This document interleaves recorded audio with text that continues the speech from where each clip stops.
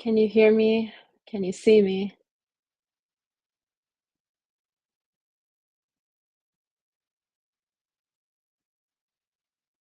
All right, let's see. Maybe you can hear me and see me. Is it working? Yes. Okay, you can hear me and you can see me. Okay. Ah, goodness. If it's not one thing, it's another, right? Okay, video, audio, good. All right. Well, not how I wanted things to go. Very, very sorry. But you know what? Let's not focus on that. We will jump right into it. Thank you all for being patient with me. Goodness. All right, okay. We're good. Thank you guys for being patient. This was not an easy thing for me to do. Anyways, let's get on into it. I am gonna give you a super quick backstory on my journey, and then you can ask me whatever questions you have. So I have been on YouTube for my YouTube journey for a year and a half now. I currently have 2,000 something subscribers. So I'm trying to help people get to at least the point that I'm at. So if you're struggling, I'm going to help you out and get there. I focus primarily on filmmaking and art videos. So if you're into that type of thing, if you're not, it's cool. All right. So smile through. Thank you. Real talk with JJ. I will. Okay. You know what? Let's get into the questions. And if you have your channels that you want me to check out, I'll go ahead and do that. I'll see maybe I can share my screen with you as well while I do that. So ask away, whatever you have for me. If you want me to talk about something specific, you can also let me know that as well.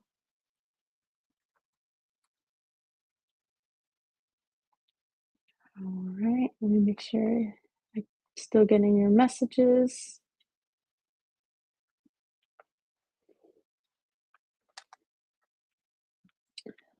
It seems like it's frozen on my end.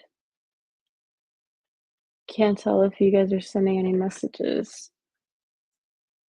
See if I can see it through. Okay, there we go. All right. We will start with Chris. Why did I start? I started because I needed somewhere to post my work.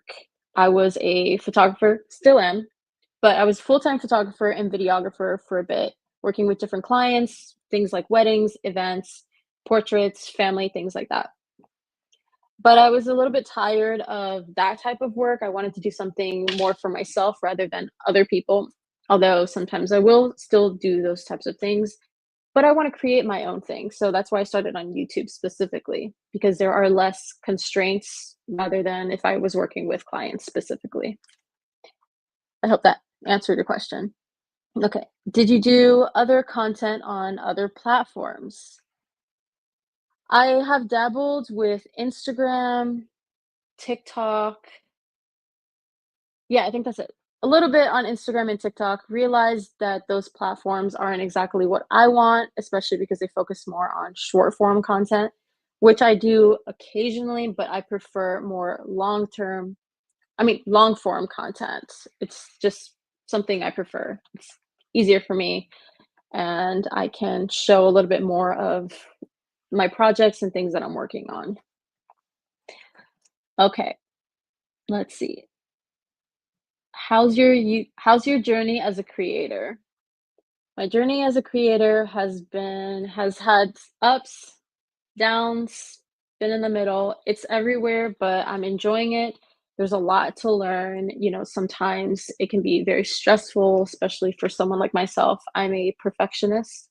I want everything to be a certain way, and if it's not perfect or even near perfect, sometimes I'll film a video and I won't even post it. Or I'll post it and I'm just not happy about it. But there's always something to learn, so I'm constantly learning, trying to grow. trying to build a community of my own and be part of a community that is willing to share their knowledge and where I can share my knowledge. Okay, Chris Saturn, hey, what's up? How's it going? Felipe says, what advice can you give me to break the ice and finally make a video about myself? Okay, I noticed that people really love stories. One of the videos that really blew up on my channel that currently has about 16,000, I think 16,000 views, which is crazy because I only have about 2,000 followers right now. The video is about my journey on YouTube. So really, you can just make a video about maybe something along the lines like I did on how YouTube changed your life. Doesn't even have to be about YouTube. You could say how this particular thing changed your life or how it is changing your life. Something that kind of stands out to people, something that is going to make them want to know your story, you know. I think that's a really good way to break the ice and get people following you and interested in your story. It definitely worked for me. Once I posted that video, I went from 400 something subscribers to 1,000 subscribers in a matter of maybe a week, only because I shared my story. I was authentic and honest with everyone, and people seem to really like that. So I hope that helps. Okay, let's see. What's your vision towards filmmaking? I am big on telling stories, and not just in the aspect of telling a fictional story, although I do like that. If you've watched any of my art videos where I'm customizing things, sometimes I like to tell a story within that. So instead of having the camera pointed down at one angle and just showing what I'm drawing, I like to show the process. So I'll start with, for example, I made a video where I customized the whole desk. So I showed you me painting the desk completely white. Oh, I sanded it, painted it, and then I drew the design, started actually, like, painting over the design, and I shot it in different light not different lighting, sorry, different angles, so you can kind of see, like, the process of it, and instead of showing the whole thing, where you're seeing me do the whole thing, I kind of wanted you to see little bits and pieces, so that in a way, I'm kind of telling a story that way. So I try to tell a story with every video that I have, almost every video, so that I can kind of bring in the filmmaking aspect and the storytelling together, even if it's not a fictional film, if that makes sense. You are welcome, Felipe. Let's see, did I miss anything? Okay, I don't think I missed anything. Do you guys have any questions on how, you could possibly make your channel a little bit better? Because there's always something, even for me. I know that there are things that I'm currently working on. Okay. Wrestle Talk asks, what's your advice to stop being shy into creating videos? That's can be difficult sometimes. It's easy to it's really easy to just, like, feel like you need to be in your shell. It can be awkward just staring into a camera. I always say that I'm staring into a black hole because there's nothing there, and it's hard to kinda come out of your shell and just be who you are and show people that side of yourself. So what I would say to get out of it is just practice. Practice talking to the camera. Even if you don't click record, just put the camera in front of you and talk to it.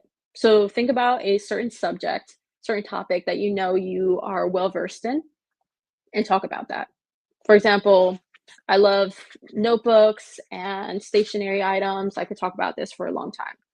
So for me, I would turn on my camera or not turn it on, but have it in front of me, and I would just talk about notebooks. I do suggest that at some point you do turn on the camera, press play so that you can watch yourself back. Eventually, start recording yourself and posting it. At first, it's going to be really awkward. It's not going to feel good.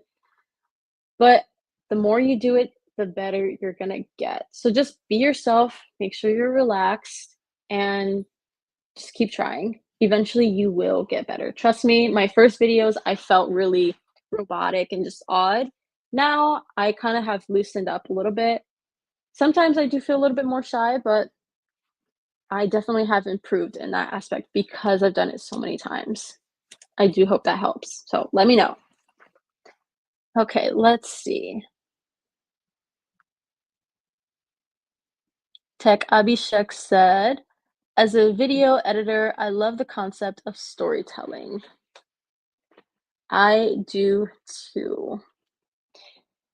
Editing videos, it's a form of telling a story in itself because you can film a video or a film, whatever, and edit it and tell a completely different story than the initial like idea that you had. You know, I could film something that looks more like a comedy and almost make it seem like it's supposed to be even like a thriller, you know, just by the editing. So they can be very different and they can also come together really nicely. Okay. Joe said, how difficult is it when editing content?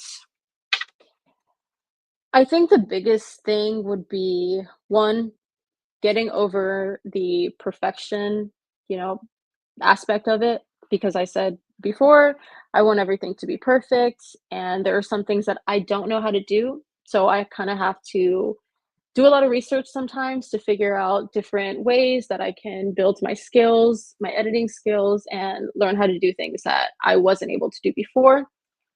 It does take a lot of time.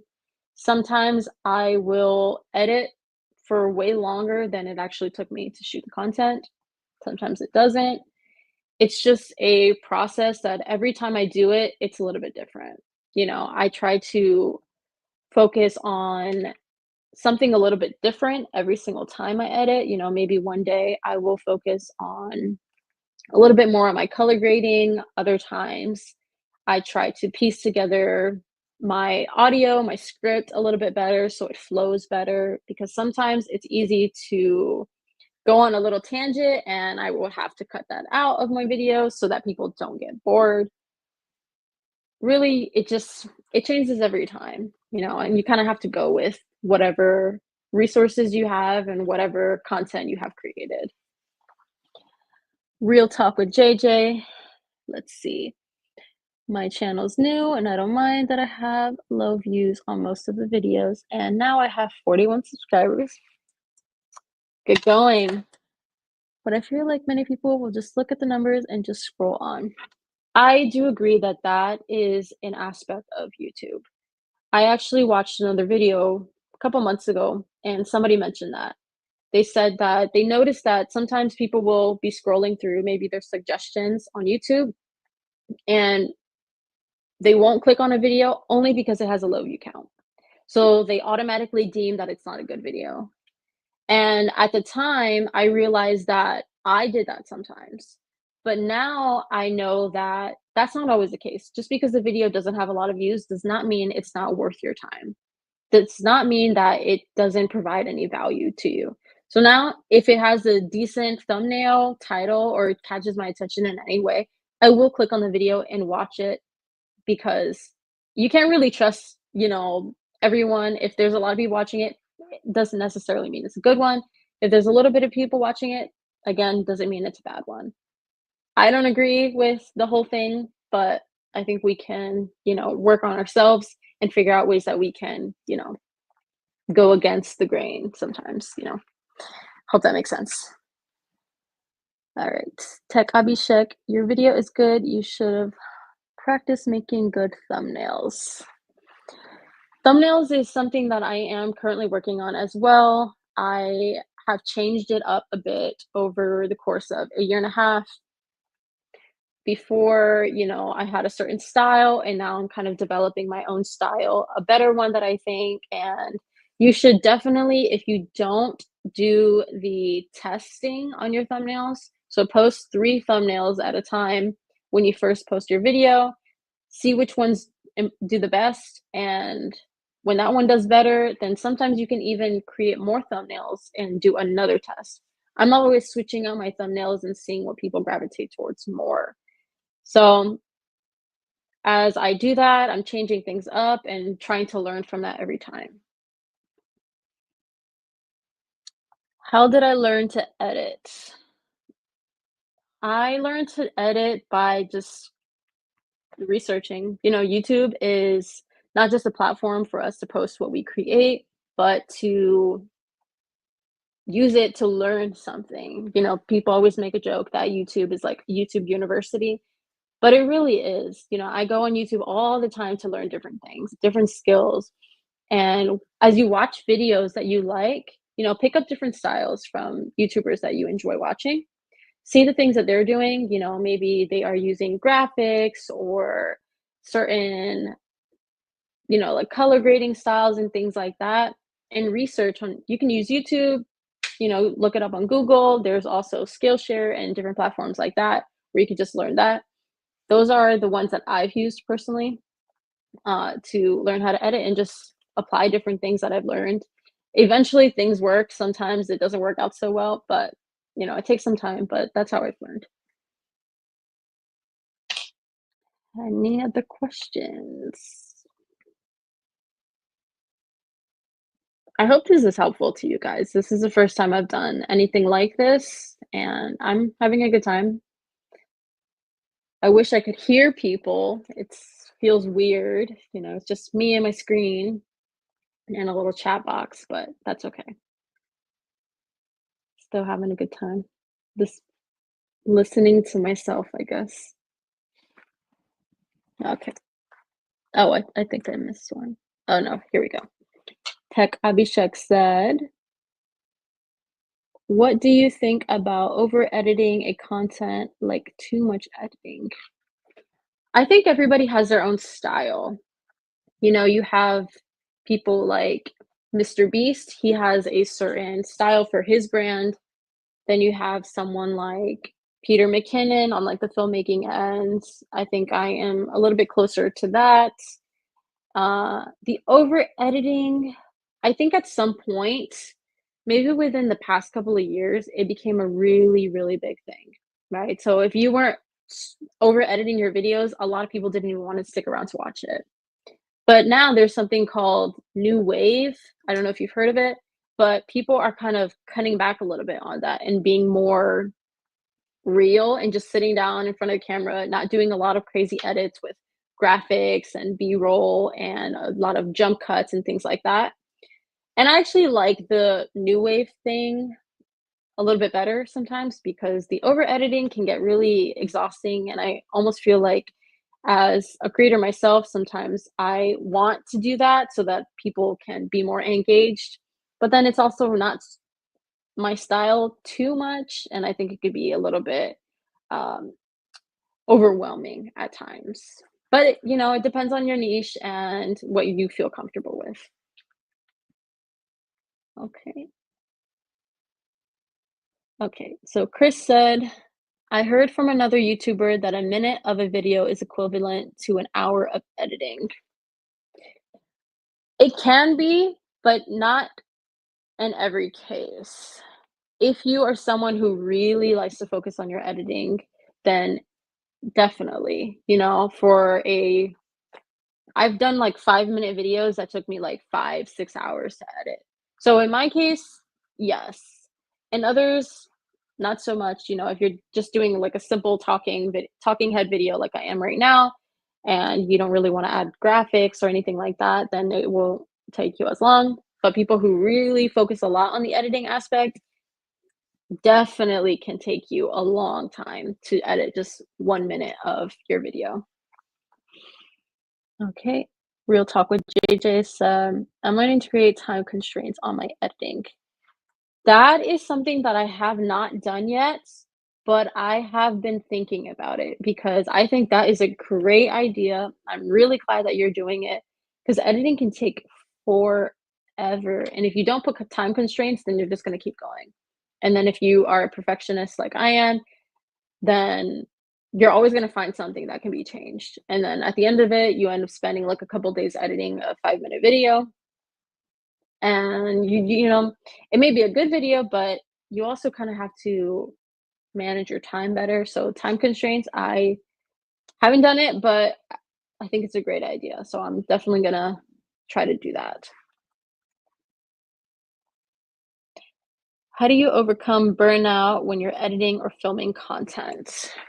I get burned out all the time, actually. It's not fun, I don't enjoy it, but I have learned ways to manage it much better than I used to. I think a great way to manage burnout is to have something else to do. So something else that's creative or maybe not even creative, like if you are an athlete or you just enjoy working out or something like that, then get away from the creative stuff and get into maybe trying out tennis or like whatever sports you like. Me personally, I play music. Okay, so I will just not focus on YouTube whatsoever or creating anything. And I would just grab my guitar and just start making some stuff. And I'll write songs, but without the intention of, okay, I'm sitting down and I'm about to write a song. Because then that just puts pressure on me. And then it kind of defeats the whole purpose of me getting out of my burnout. So if I'm just playing music, it's just flowing. And I feel like my headspace is just becoming more clear and I feel way more relaxed. Another thing I like to do is to really just flip the switch, turn my brain off from creating, period. Not just with, playing music, but I'll go do something else and make sure that I'm focusing on taking care of my health physically, mentally, I'll spend time with, people I care about, things like that. I think really, really help with getting over creative burnout. Okay, let's see. Are you a full-time YouTuber or you work in company or something like that? Currently, I am not a full-time YouTuber. The goal is to be at some point very soon.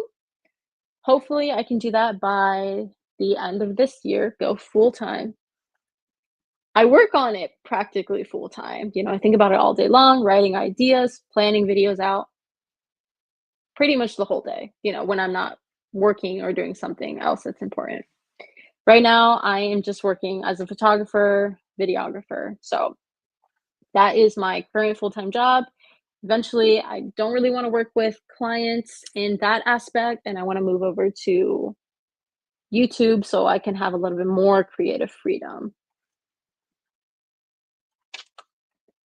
All right.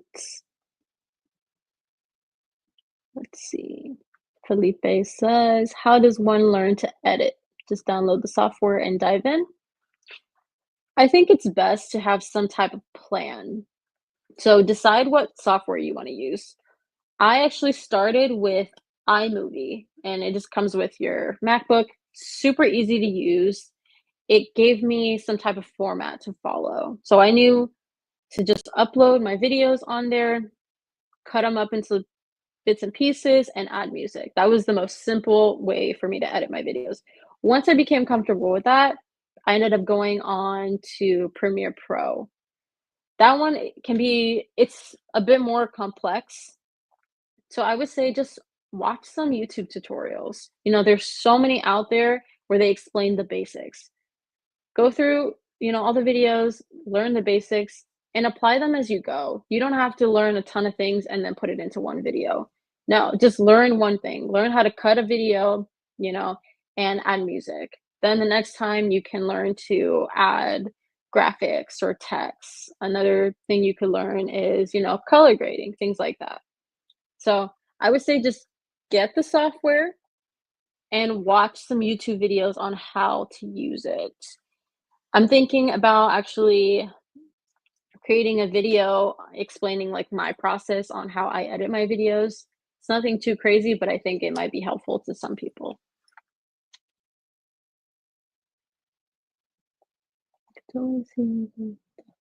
Thank you, Felipe. I appreciate it. I'll be full time. Mark my words. Okay. When does the monetization start? Joe said. So monetization, there are different levels to it. So like the level that I'm trying to get to, which is like the AdSense, you have to have a minimum of 1,000 subscribers and 4,000 watch hours. So I have the subscribers, still working on the watch hours. I think I need about 1,000 more, which seems daunting, but I think a slow process is way better than a fast one. Because I think you appreciate your hard work a lot more if it took you more time to do it, rather than if, you got the success right away. It doesn't feel as good because you didn't do as much, like, the grind wasn't as, like, hard, if that makes sense. So, alright. What do you think about taking projects and working from home? I think it depends on the project. If it's a really cool and interesting creative project, I would definitely work on that at home. If you mean working, like, for a company remotely and doing, like, my creative projects separate, I would prefer to just work on, like, my own projects. I mostly just do my YouTube things at home, and then I, have my separate job with my photos and videography. But I'm not opposed to, working on different projects at home. Okay, Felipe, you are on PC. Okay, so PC does not have iMovie, but DaVinci Resolve is, I don't know if what you're currently using, but DaVinci Resolve is free. It's a free software that anyone can download, and it's one of, like, the top ones, so you have some people who are using Premiere, Final Cut Pro, DaVinci Resolve. Currently, I'm using Premiere Pro. It's just the one that I just honestly, I just heard about it, and I've always used Adobe products, so that was the one that I chose. But I've been thinking about trying out DaVinci Resolve because a lot of people are switching from, like, Final Cut Pro and Premiere to DaVinci. They have a great color grading system and a couple other perks and benefits. Also, it's free, so why not?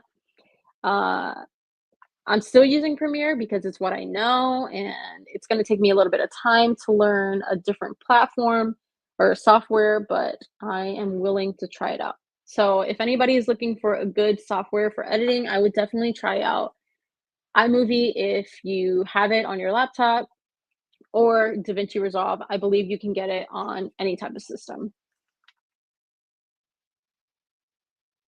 Chris says, "Sneak peek on your next vid." I have a couple of videos that I am currently working on. I don't have any sneak peeks for you yet, but expect one soon. It'll be a fun one. Definitely a fun one. Okay. Mhm. Thank you, Real Talk with JJ. You have been pleasant as always. Appreciate your support, and I wish you the best of luck as well. Okay, Joe said, "Okay, guys, let's get at least some watch hours." Yeah, rack them up.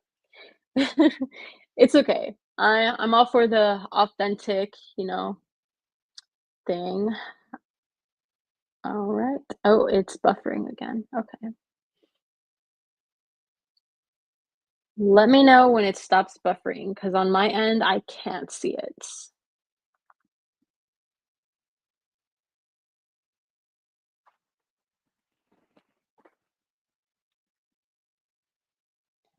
My cat is crying in the background, so I don't know if you can hear him or not.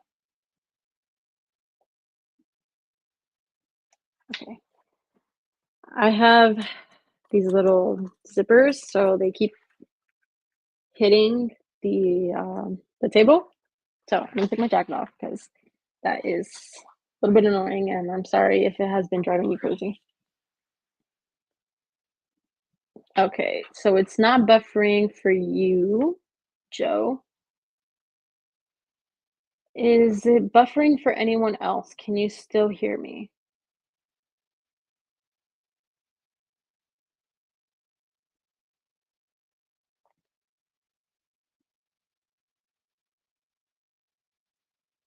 Okay, so Chris is good too. Um, and tech. Oh, all right. So it's not buffering anymore. Okay, great. Does anyone have any other questions or anything else you want me to talk about? Okay, great. He also stopped, so you can't hear him anymore. He, I guess he got tired.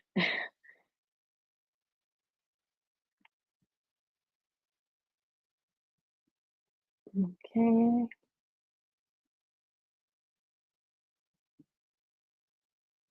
Do you guys have any questions about, let's see,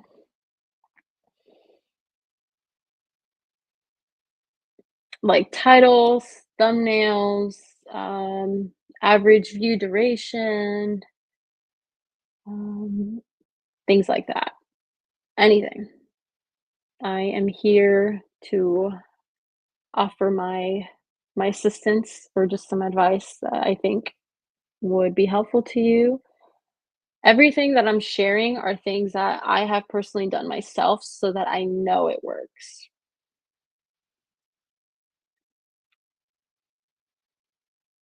How okay, so Joe said, "How do you remain so fluid in your videos?"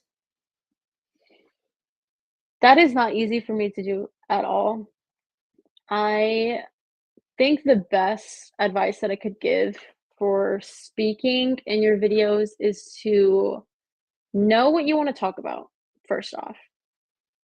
Jot down a couple points and maybe just talk about it to yourself for a little bit. So let's say for example, if I was going to talk about thumbnails in a video, I would write like a bullet point, say thumbnails, and then talk about what I know about it. So, oh, okay, so you need like colors that pop, keep it simple.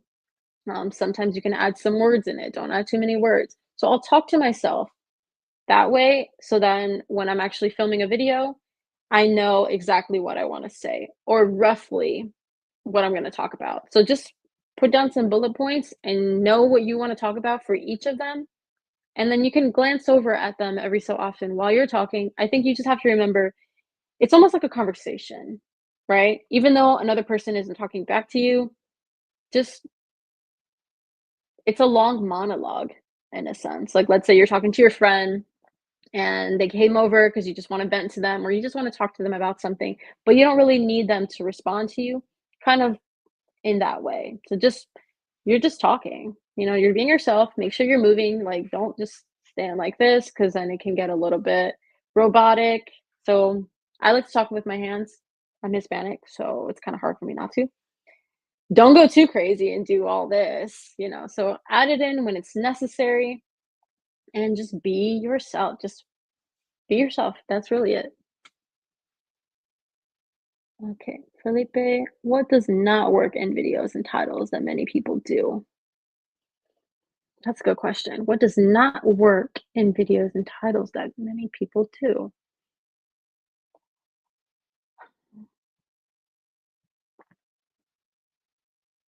That is a very good question.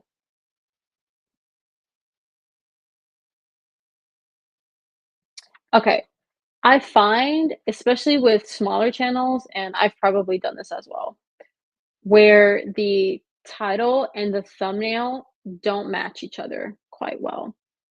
I've even seen it on the complete drastic end. There was a video one time that I came across where I believe it was about a fight going on or police, something like that. That was in the description and the title, but then the thumbnail was just flowers, and that made no sense to me whatsoever. So things like that, I see that all the time. Well, maybe not to that drastic end, but I do see a lot of the times where the title and the thumbnail do not match. So then you don't really know what you're gonna get into. And if people don't know what they're gonna see, they have no expectations. so they won't click on a video. You know, people go into videos with an expectation, and if they don't know what that's gonna be, they won't even bother with it. I'll try to think of another one too. Is that light flickering? Or am I just okay. I feel like I keep saying the light flicker. Uh, do you work out? Yes, I do. Gotta stay fit, you know, fit and healthy.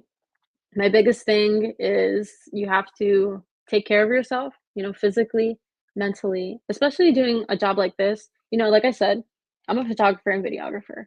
I have to carry a lot of equipment on me all the time. I don't have a person helping me. So I'll have a giant backpack, a bunch of stands in my arms, and a heavy camera. And it puts a lot of strain on my body. You know, before when I wasn't working out, I would go home at the end of the day, a long day, and just like fall to the ground and just sit there for like half an hour because my body was so tired and it was in a lot of pain. So the next day I was hurting. But now I'm able to push myself even further and harder because I'm fit. So I definitely recommend doing something, like go for a walk or something. It's gonna help. Um, Chris said she looks jacked. Wait till you see my arms. I'm just kidding. I'm like Arnold. Yeah.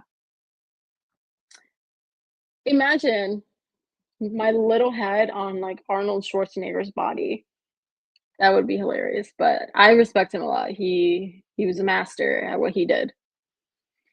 Okay. So he said, "Yeah, I see that on your videos where text is white and your video and thumbnail has yellow text." Yeah, sometimes I do like to experiment a little bit with that. I think the yellow text for my background and my thumbnails looks it pops, so it looks nice, and then other times when I am editing my videos, sometimes I do like to put the white text in the actual video itself rather than the yellow one. I do try to see what the yellow looks like every single time I do it.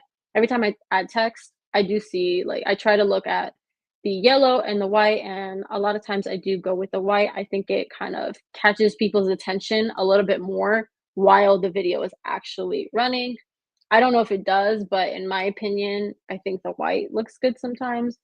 But I'm gonna actually experiment and maybe even ask people what they think looks better.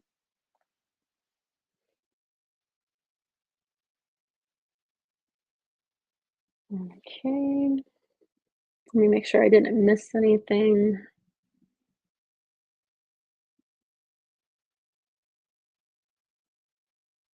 Going back to Felipe's question, what does not work in videos and titles that many people do? Another thing that I notice sometimes is the title isn't always clear. So what I mean by that is you don't always like know what you're getting into. Like I said before, where the title and thumbnail don't go together with each other, but sometimes the title doesn't really give you any type of expectations for the video. Like it might be like one, two, three words, but they don't really give you anything. So they're not really gonna catch people's attention as much, and I think that that's why sometimes people have a, you know, a low click-through rate because the audience doesn't quite understand what the video is gonna be about. Even though the video is good, maybe the title just needs a little bit of work, and I'm always trying to, like, rework my titles even after I've already posted the video because sometimes you never know. So, like, we may think a title looks good or sounds good and appealing, but it may not always to the audience. Okay. And you said white text is visible, maybe that's why.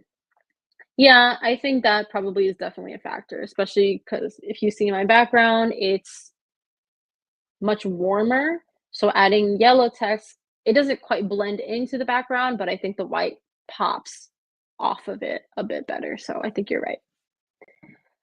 Joe said, "Do you think a good video can be made with a phone?" Absolutely. I think phones now are so good. And if you think about it, there's so many like very, very successful content creators who only use their phone to make content, or they use their phone all the time. Like, I don't know if you know the creator Jenny Hoyos. She is primarily a shorts creator, but if you look at her behind the scenes videos she posts all the time, she just has her phone on a tripod. You can the technology is so good now. All you need, it's not the camera itself or like the super high quality of the video. It's really the value that you're providing for that person. So if you have your phone, quality is actually really good, to be honest. But if you're telling them a story or you're going through like a going about your day, like if you're vlogging or doing something like I'm doing right now, as long as you're giving them something that's interesting, they don't care if it's 4K. Like that does not matter. Although some cameras do shoot in 4K now. So that is super crazy. Um, I really love collection of your hats. Thank you. I love hats. It's part of my signature. One time somebody asked me why I always wear hats. Like they wanted to know if there was some like I don't know, something going on where I felt like I needed to cover. And no, I just really love wearing hats. It's a nice accessory to add to my personality, I think. So I'm definitely gonna keep collecting them and adding them. So I appreciate your appreciation. I can't stand misspellings in titles. Yeah, I do see that as well. I have done that before, maybe once or twice, and when I caught it, I was mortified because you should always double check everything before you post it. It's not the end of the world if it's in your title or description because fortunately you can change it and you can fix it. But if your video has been there for a minute, then you gotta make sure to double check it because sometimes people may not even click on your video because it's misspelled. And believe it or not, it happens. I'm sure it happens. But yeah, I have noticed that as well. Sometimes that people they don't double check, which you should always double check. And your studio is amazing. Thank you very much. I have put a lot of work into making it look sorry, I keep shaking the camera. Into making it look this way. Almost all of this stuff was thrifted because I love thrifting and, I'm balling on a budget. I think, especially with like my niche, I guess you could say, I really like to focus on like the way that the video looks. So not just like the points that I talk about, but also like the visuals as well, because I love filmmaking and that is just part of what I do and like the art that I create. Okay. Joe said, yes, at Felipe, misspelled titles is irritating and I'm often biased. See, I told you. Sometimes people will not watch a video if your title is misspelled. So again, make sure to double check everything because you never know, you could lose a lifelong viewer. And oh yeah, you rock hats so well. Thank you very much. I was gonna wear this one today, but then my headphones weren't connecting for some reason, so we're going with this one right now. And it matches, a little bit, black and white. Okay. I Tech Abhishek said, I made a short sample from your long form and edited it in my own way. Have you seen it? I have not, but I would love for you to show me. Send that over and I will definitely check it out because that would be very cool. I would love to see it. So let me know. And it was when I made my everyday carry. That was a really fun video to make. I really enjoyed it. I definitely want to make more videos along the lines of everyday carry and like stationary items and things like that while adding them or making them like creative in a sense, like the pocket notebooks video is along those lines and I made sure to bring it back to being a creator.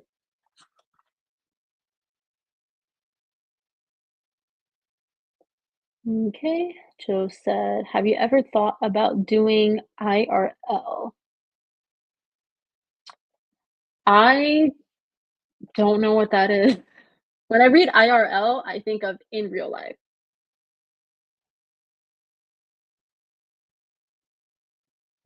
Okay. So, sorry, Joe, can you specify a little bit?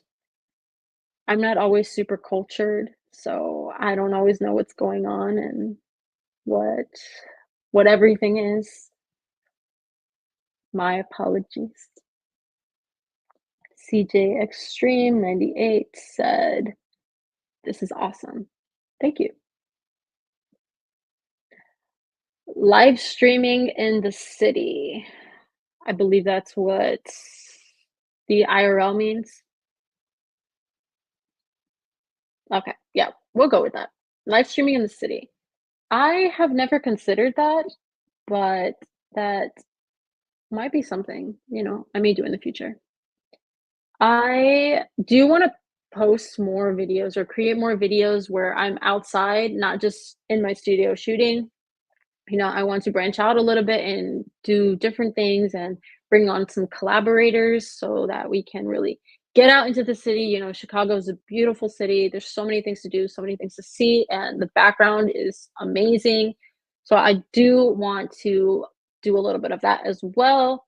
I am currently working on a collaboration you'll see in the future, but video is going to be super cool, and I'll give you a little sneak bit.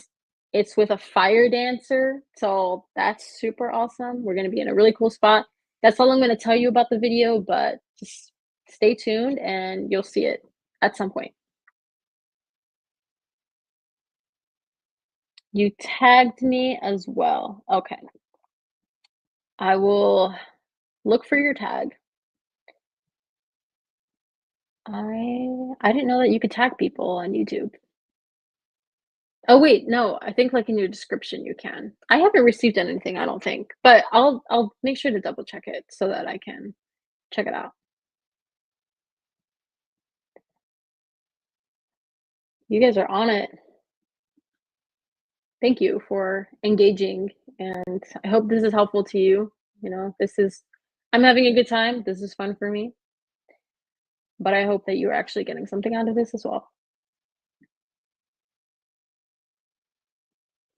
And if you have any more questions, let me know.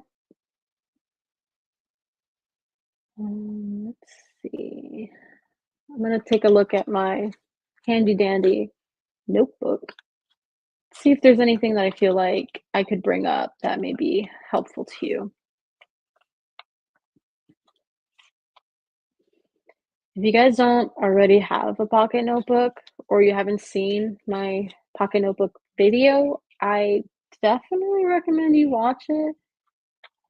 And not so I can get my watch hours up, but because honestly, I think it's a really good investment. I write everything in this thing.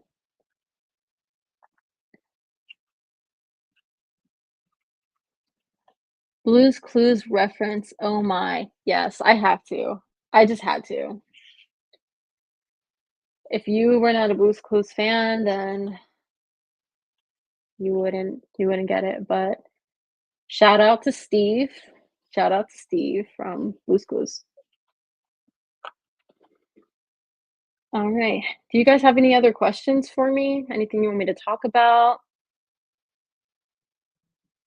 Anything about your own channel that you feel like you are struggling with or just need some advice on, or just maybe not advice, but a second opinion?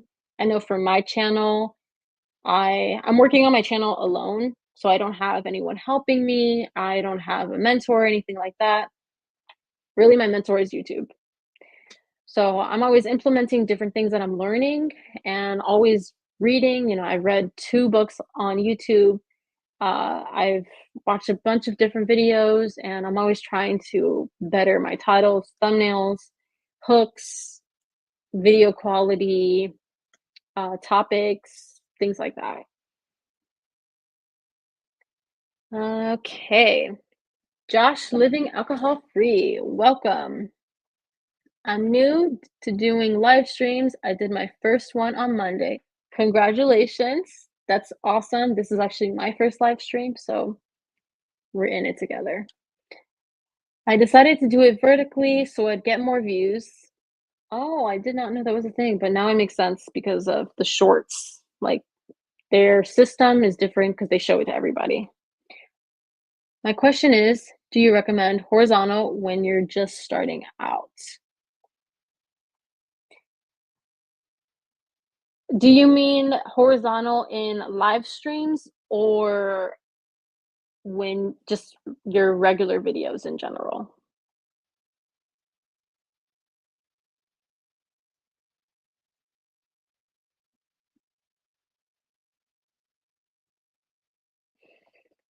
Because when it comes to live streams, I didn't really think about the fact that, oh, live stream. Okay. Considering that anyone can come across your shorts. So if you scroll through shorts, I always come across live streams. Okay.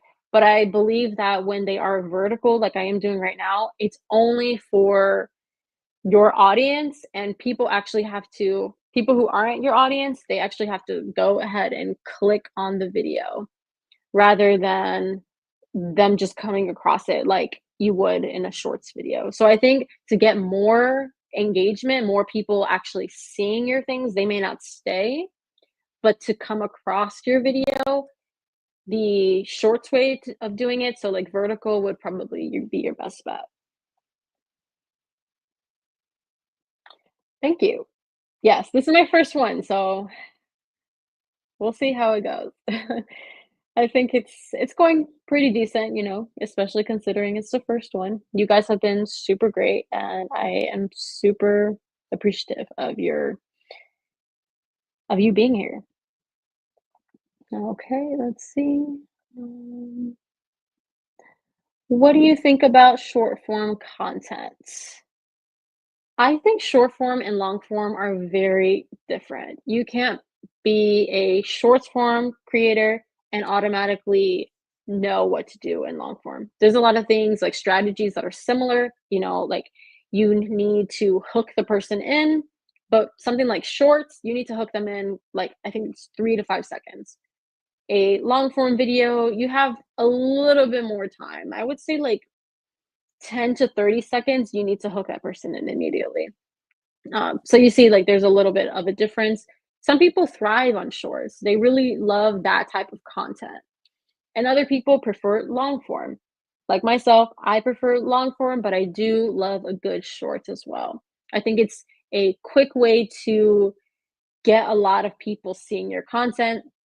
It's also a great way to tell a quick story, or if you are talking about a product like a pen, you can easily go through a lot of the quick aspects of it and not really give so much background on like the manufacturer or the brand or whatever, things like that. So I think they're both great, depending on what you like and what you feel like you are best at. Okay.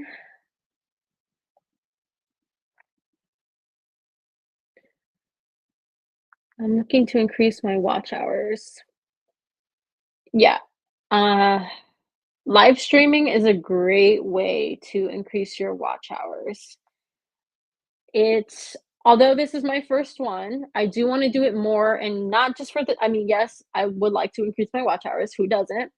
But it's a great way to connect with your audience, and if you are trying to increase your watch hours, the audience that you do have, if they're engaging with you and they're present, it's a great way to increase it. There's also a bunch of other things that you can do as well.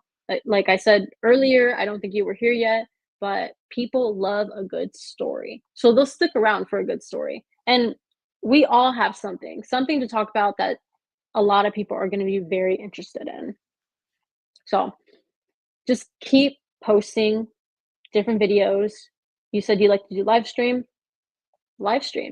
There's people who are live streaming every single day and they have something to talk about every single day, and that's amazing. That's so great and so super creative sometimes too. So keep doing that, and the numbers are going to keep going up. I realize that when I'm posting, like, consistently, and I don't mean, like, week by week, but just getting out good videos that I think that I put work into, people start coming in, and then the watch hours start going up, but then once you stop posting, then it's not gonna go up as much. Alright. Maybe you'll live stream while playing some PC games. I actually don't really play games.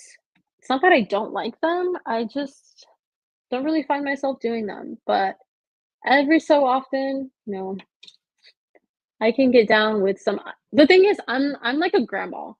I don't really play, like, video games, but I love things like Scrabble. Like, Scrabble's my favorite game, and that is, like, the most grandma game you could possibly play. Or, like, there's probably, like, crosswords, but is that really a game? Or, like, I don't know. I don't do crosswords, but I see it in my future. Playing guitar. I have considered a live stream of me just playing guitar. I'm working on some things right now. I'm thinking about it. So maybe people will enjoy that. So we'll see. We'll see. And if people don't really like it that much, it's fine. I'm gonna have a good time just jamming out. So stay tuned for the possibility that I do that. But it's not a bad idea. I really do think that's a great idea. Okay. How do you deal with negative comments? And do you look at comments on the regular? Since I started my channel a year and a half ago, I've only received maybe like 4 negative comments, and no, maybe yeah, something somewhere around like 4. They didn't really bother me, honestly, and I don't think it's healthy or helpful to respond in a negative manner. The first one that I received was on my first video posted on my channel. It was a short film that I posted years ago, and I wasn't even, like, on YouTube, but I just posted the video for school. That's a story in itself. Posted the video, and someone said that it was a bad video, and they actually posted 2 separate comments about how it was a bad video, and I think I just said something along the lines of, "Thank you for your watch time," or something like that, and I just loved it, let it be, I thought that was a funny response. I wasn't being negative about it, and I thought it was kinda clever. The other comment that I can remember receiving was on my podcast channel. Someone said, what was it? I think that they said I was making unauthentic videos and that I used to make good videos, but now my videos are trash. I believe that was the word they used, trash or garbage, something like that. I don't even think I responded to that. I don't think I did. But if I do, it's not going to be something negative. Maybe I'll just leave it and let it be. Because again, I don't think it's healthy to really engage with things like that. You could even delete it if you want. I might just leave it alone, I don't know. And I do regularly look at my comments. I don't just sit and look at every single comment that comes in right away because, I'm busy, have things to do.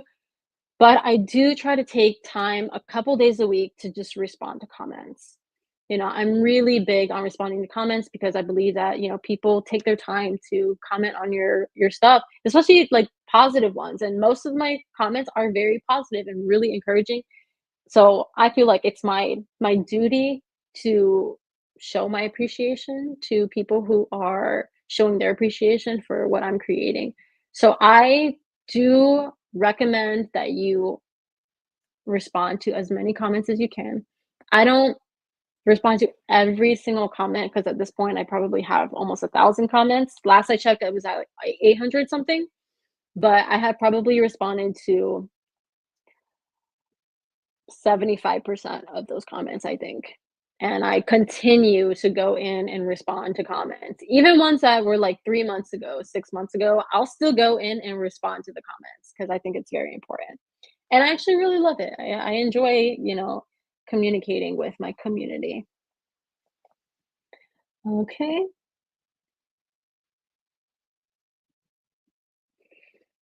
You listened Tech Abhishek said, "I listened to your jam. Which song is it?"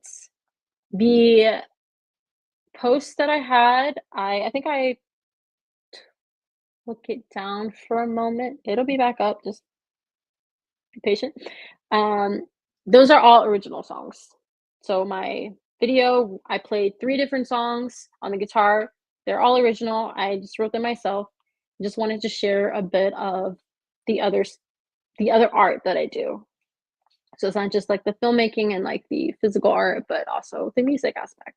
Because I want to be able to implement a lot of different forms of art into my filmmaking style of videos. Keep up the good work. Bye. Thank you, Josh. It was lovely having you. I appreciate you joining in, and I hope you got something useful out of this. And on which you're playing guitar, curious to know. Okay, so I answered that. Carl. Hello, Carl. Welcome, welcome. How many videos do you create a month?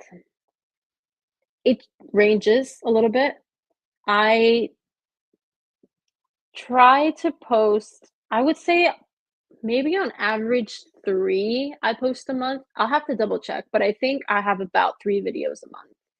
Maybe sometimes I'll have like 4 if it's a really good month. Sometimes it's 2, but I think on average it's about 3 videos a month because I feel like that's a good sweet spot for me, excuse me, where I'm not burning myself out and also I'm working on other creative projects at the same time. So only dedicating my time to posting YouTube videos can be a little bit difficult for me. So I try to do at least 3 videos, 3 good videos in my opinion. What's my most difficult phase in life? In terms of, like, my creative journey, is that what you're asking me? Tech Abhishek. And Wayne Larson. Welcome, Wayne. Where are your music videos on your channel? I archived one of them recently, and you know what? As we speak, I will oh, I didn't archive it. I unlisted it for the moment, but I'm gonna put it back up right now for you guys. There we go. It's up. There you go. And there's only one. So far, there's only one. I am planning on doing more if people seem to like them.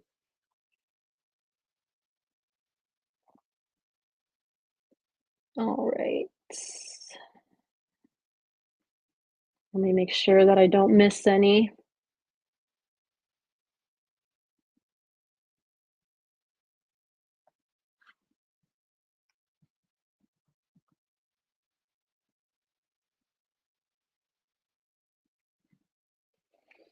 All right. What's your opinion on licensing music?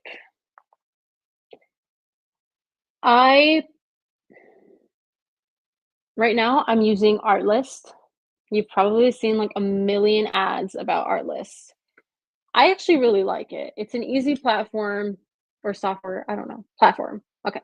Easy platform to get good music. You can also get sound effects. I don't use a lot of sound effects in my videos, but every so often I do.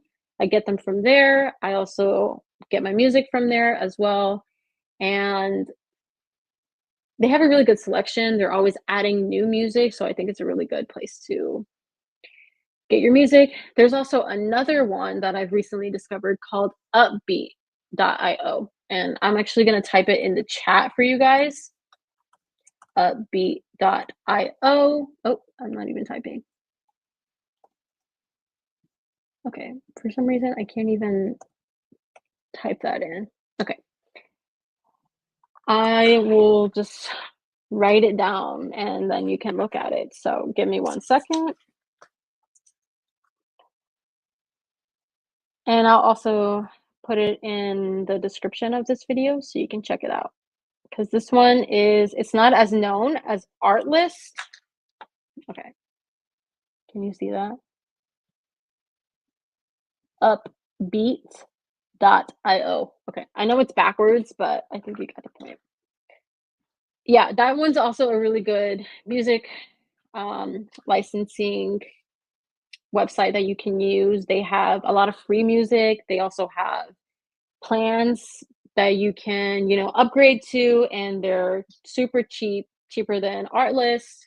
And I'm actually going to start getting a lot more music from there. So stay tuned in on that. I'm going to add a lot more information on them because I think that they're also a really, really good site for you to get free music on and just music in general. Okay, let's see. Wayne Larson asks, "What kind of guitar do I play?" I have so during COVID, when obviously everything was shut down and there was nothing to do, I ended up getting an electric guitar. I had an electric guitar, but I didn't it was, like, in another state, okay? That's a different story, but I didn't have it with me, so I only had my acoustic guitar.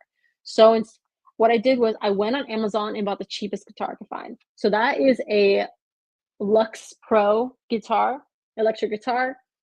It's about oh no, my AirPods died. Let me find the charger. Can you guys still hear me?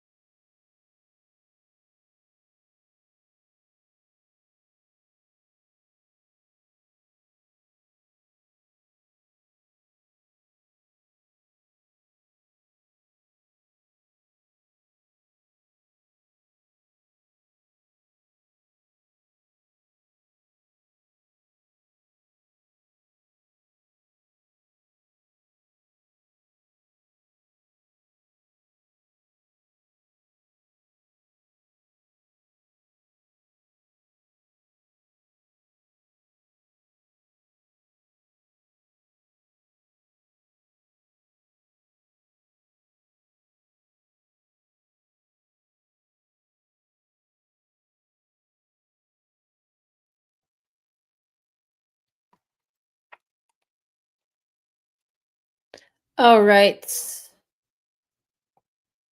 Let me know if you guys can see me and hear me.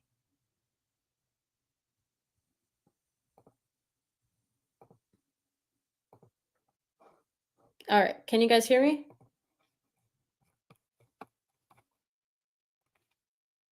Okay. You can see me and hear me. Okay, great. All right. Sorry about that. My screen froze. So let me get back into this. Let's see where I left off. Okay. Check it out. Good question for music videos. Well, I guess I'll see. Hello. Hello, Wolfie. Welcome. Welcome. Tech Abhishek said, I really love to make AMV and podcast videos and music videos as well. Yeah, I think it's really nice to have a wide range of different things that you do. It's super fun and really creative. So I do want to check out the video that you tagged me in. That's going to be really cool to check out. All right. Let me see. Okay. Okay. Let me make sure I didn't miss anything. Audio is good. Good. All right. So Wayne Larson said, is a song called Beautiful Guitar Loop? It's not called that. It's just I was trying to give it a interesting title so that people would be interested in listening to it.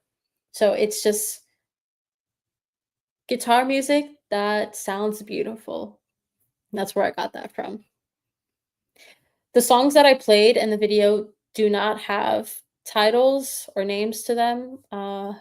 Maybe I will give them some titles because I really enjoy playing those particular songs. And yeah, they don't have anything right now, but I'll think about something. Okay, I don't think I missed anybody, but if I did, please let me know. Okay. Wayne Larson said, so you're doing soundtrack music. So the music that I played in the videos, they're just original pieces that I've written, and I just wanted to share some of that with you guys so you can see some other creative things that I like to do on my free time. And yeah, so they're not necessarily soundtrack music, like they're not tied into anything. It's just some music that I've looped together and just posted for you guys to see.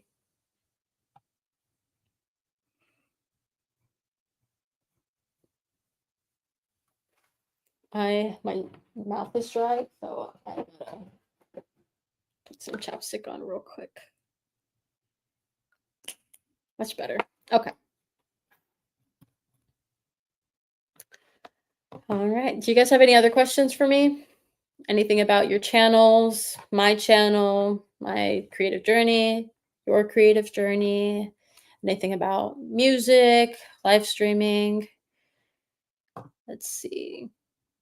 Chris said, asked about SoundCloud. I have not used SoundCloud for my videos. Only reason for that is because YouTube is very strict on their copyright. So if you're using music that someone else wrote, but they didn't give you permission to use it, then you're not going to be able to monetize it. And sometimes you'll even have to take your videos down. Not all the time. You may not get a copyright strike from that, but sometimes they will take down your video. And if they don't, then you will not be able to monetize the video. So if you're okay with that, then SoundCloud Music could definitely work for that. All right. Tech Abhishek said, you're looking beautiful. Thank you very much. I appreciate it. Carl asks, how long did it take you to get monetized if you are? So I'm currently in the process of getting monetized. Right now, I have 2,000 subscribers and 3,000 watch hours. You need 4,000 and 1,000. So I'm double the subscribers, but not quite at the watch hours. But I'm getting there. I'm working on it, working really hard. So should be there maybe in the next month, 2 months. That's my hope. So we'll see. And I've been on YouTube for about a year and a half. So it's taking me that long to get to where I am. All right. Black outfit really matches with the vibe.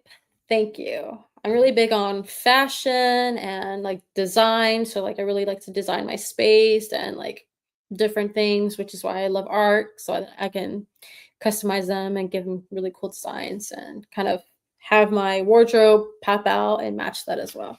I just love visuals. Like any type of visuals I'm really into.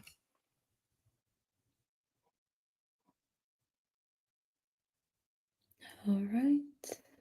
Wayne Larson said, I made two LPs and a couple of singles back in the 80s. I was signed to Bomb Records. No way. That's actually really, really cool. I love that. Are you doing anything right now? Any music? I feel like once you're a music artist, you're always a music artist. Whether you are with a record label or not, you're still making music somehow. Or you're singing in the shower like I do. I love your silver colored chain. When did you get it? Oh, this one. So there was actually a tag on it. There used to be a tag, but I don't have that anymore. Um, I was rocking a different chain up until like 2 days ago, and I broke it accidentally. So I picked this up to replace it for the meantime until I get my chain back. Carl said, nice outfit. Maybe make more videos on your photography. So when I first started my channel, I was focusing a little bit more on photography. I think maybe mostly in my shorts videos. Oh, and actually I think some of my long form as well. And then I kind of veered a little bit away from that while I was trying to find like really hone in on my niche and find my style. I took a bit of a break from photography, like creative photography, away from my primary job, but I'm thinking about getting back into it slowly. I have been, I've been taking my camera out and just shooting different things around the city and just trying to learn how to enjoy the craft again. Because I think sometimes it's easy to kind of fall off of the love of photography or the love of something that you do enjoy. So yeah, I'm gonna get back into it and share some of the things that I've learned because I've been doing it a lot longer than filmmaking and videography. So I think I have a lot to say and can really, give a lot of advice that would be helpful. Wayne Larson, you're not too old. I know arthritis can be a real big pain. There's a lot of people in my family who have arthritis, so I completely understand. But if it's uncomfortable to make music, then it's all right because you can still enjoy good music. And that is the best part of it, to be able to still enjoy it, even if you can't quite make it anymore.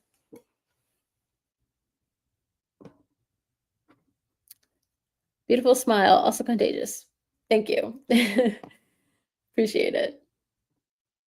66. You could be my granddaughter. Perhaps, but it's okay. You're here. I'm very grateful that you're here joining us today. And think it's really cool that you were making all that music back then. And I'm sure if you made some music now, it would be still amazing. Because can you really be a bad music artist? Like a really, really bad one?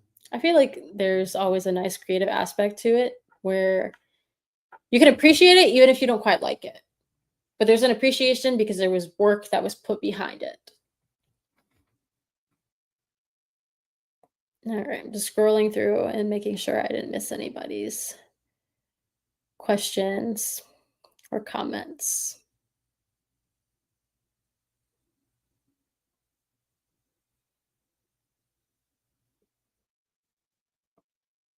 Okay. Joe asks, what headphones do you recommend when first starting out? So for things like podcasts, I have what are these called? The brand called ODO, I believe. I'll put it in the chat. I think this is the brand name. They are pretty decent. It comes with I forgot what this thing is called. But you can also put like a regular headphone jack and then you can put in that other one, I forgot. The one that you use for like an amplifier. So two different cords, pretty good. The quality of the sound is good. If you are using it to produce music, I probably would recommend something more geared towards that, but it does a good job for like editing videos, which is mostly what I use it for. And when I'm shooting podcasts, I'll connect it to my mic that I'm not currently using at the moment because technical difficulties. But the sound is really, really crisp. I love listening to the sound of my voice while I'm shooting a podcast because it lets me know if the sound is peaking or anything like that. So these headphones, pretty good. I think I have them in the description of the videos where I'm wearing the headphones. I do try to add the gear that I'm using in the description so that people can see it because I've used this so that I know that they're pretty decent. All right, let's see. What's that painting about behind your back? This one? This is one of my favorite ones. I got it from a thrift store, I think last year. It's just a giraffe with a candy cane in its mouth and it's wearing a hat. And I always say that this photo is that giraffe is me because it's like a real classy lady. And I love my hats, obviously, always wear my hats. And I think it's really fun and quirky and different than the style that I mostly gravitated to, like sometime before. But when I saw it, I knew I had to have it because I feel like I can resonate with this classy little lady giraffe. I have Logitech headphones. Logitech is a really good brand. Yeah, I've used their keyboards and the the the mouse. Their mice. I don't. What do you even call like multiple of these? What do you call these? Mouses or mice? Oh my god, that's a good question. All right, Jeremy V. Welcome, Jeremy. Your live just showed up on my May page. Thought I'd see what your channel was about. Well, I'm happy that you're here. I hope you are interested in the content that I create. Welcome to my little creative world, my creative archives. Hope you are here to stay. Tech Abhishek says, I have Corsair keyboard. I forgot what keyboard I use. I honestly think I have a Logitech keyboard. I forget what it was, what I used exactly. I don't have it in front of me. I just have my laptop here. Chris said mouse. Okay, so mouse as in multiple. Siddhant Singh, welcome. Happy you're here. Glad you were able to join us. Oh, good morning. Wow. It is 9:12 where I'm at in Chicago. So good night to you. Good morning to me. It's cool that we have people in different time zones. So look at that. Okay. Tech Abhishek said on the right side with so many people. So I call this painting photo. These are just my ladies. That's what I call them because they're just a bunch of different women from different backgrounds and cultures, and I really like it. It just kind of stood out to me because there's no faces, so it's just a bunch of women who are coming together, and doesn't matter their background, what color they are, they're just here. So I really just enjoyed it, and I love the gold frame. I feel like it works really well with like my lighting. Carl said, love the giraffe with hat picture. Congratulations on all your work. Thank you. I appreciate it.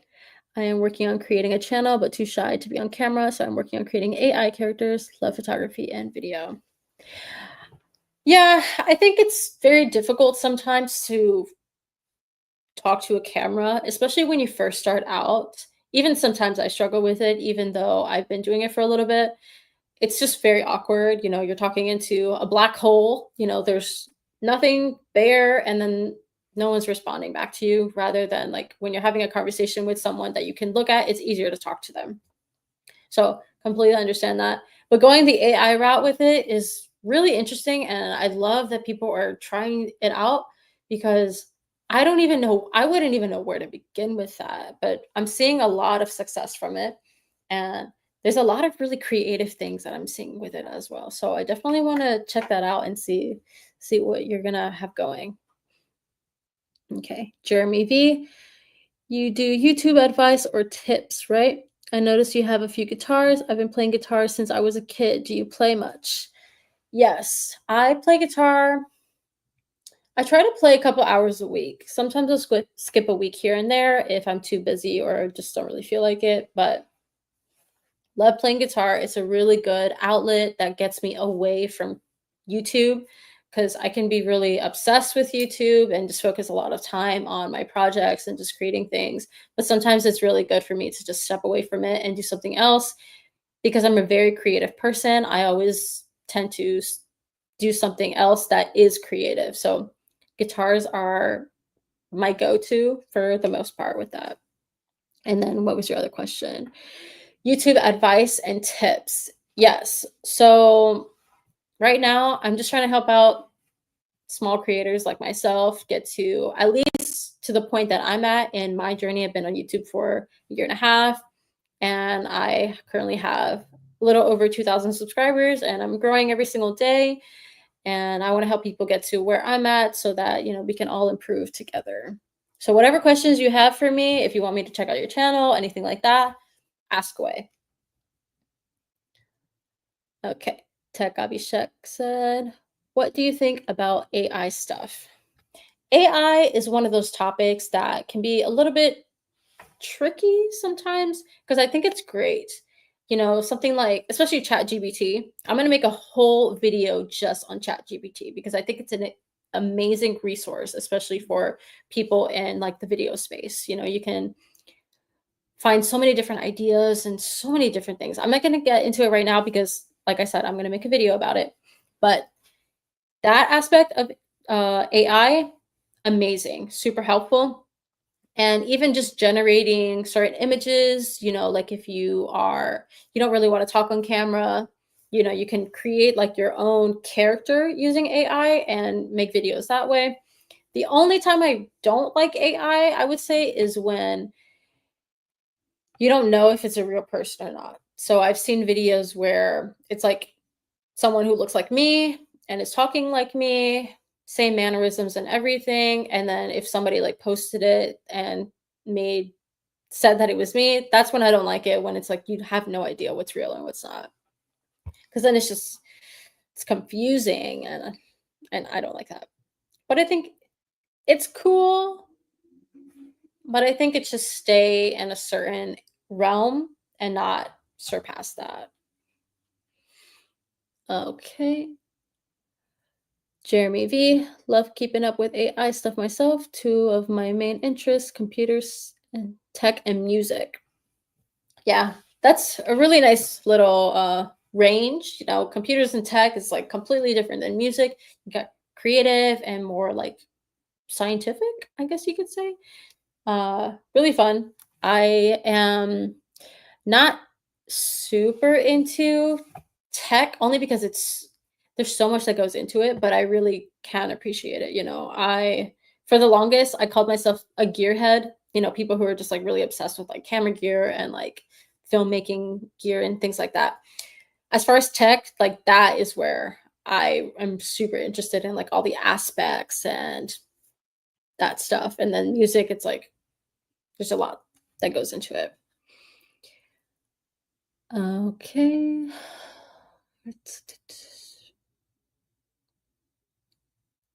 All right, Tech Abhishek. I will definitely check that out on Google. I'm going to go through my comments after this so that I can make sure that if you guys send me anything, then I can check them out if I don't do it right now.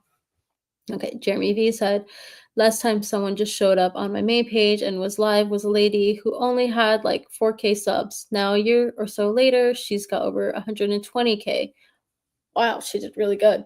So keep doing what you're doing. Wish you the best. Thank you. I appreciate it. The goal is to just keep climbing, improving every single day, and just learning. I think the best thing you can do is learn. All right. Oh, and I also wish you the best. Okay. Welcome, Mo Lester. Oh, that was you. Okay. Wait. Hold on. Okay. There are two of the same comments, but from different accounts. Not sure why it's doing that. So I will just move forward. Tech Abhishek asked, "Do you love Marvel movies?" Yes, I am a huge Marvel fan, actually. I I love Marvel. Every single movie that comes out, I go to the theaters because I love the movie theaters. There's nothing like watching a movie on the big screen. Can't watch all the movies on the big screen though, because if it's a more drama-based film, then I'll wait for it to come out. But action, like Marvel, can't miss it. Or DC movies. So I do like DC, but not as much as Marvel. And Joe said that's weird. I don't I don't know what you're referring to, but okay, Joe. Jeremy V said, "I think you got a troll already." A troll. Well, hopefully that is not the case because we are here to help each other grow and learn a thing or two. Okay, and Tech Abhishek said, "Which ones did you watch recently?" Um,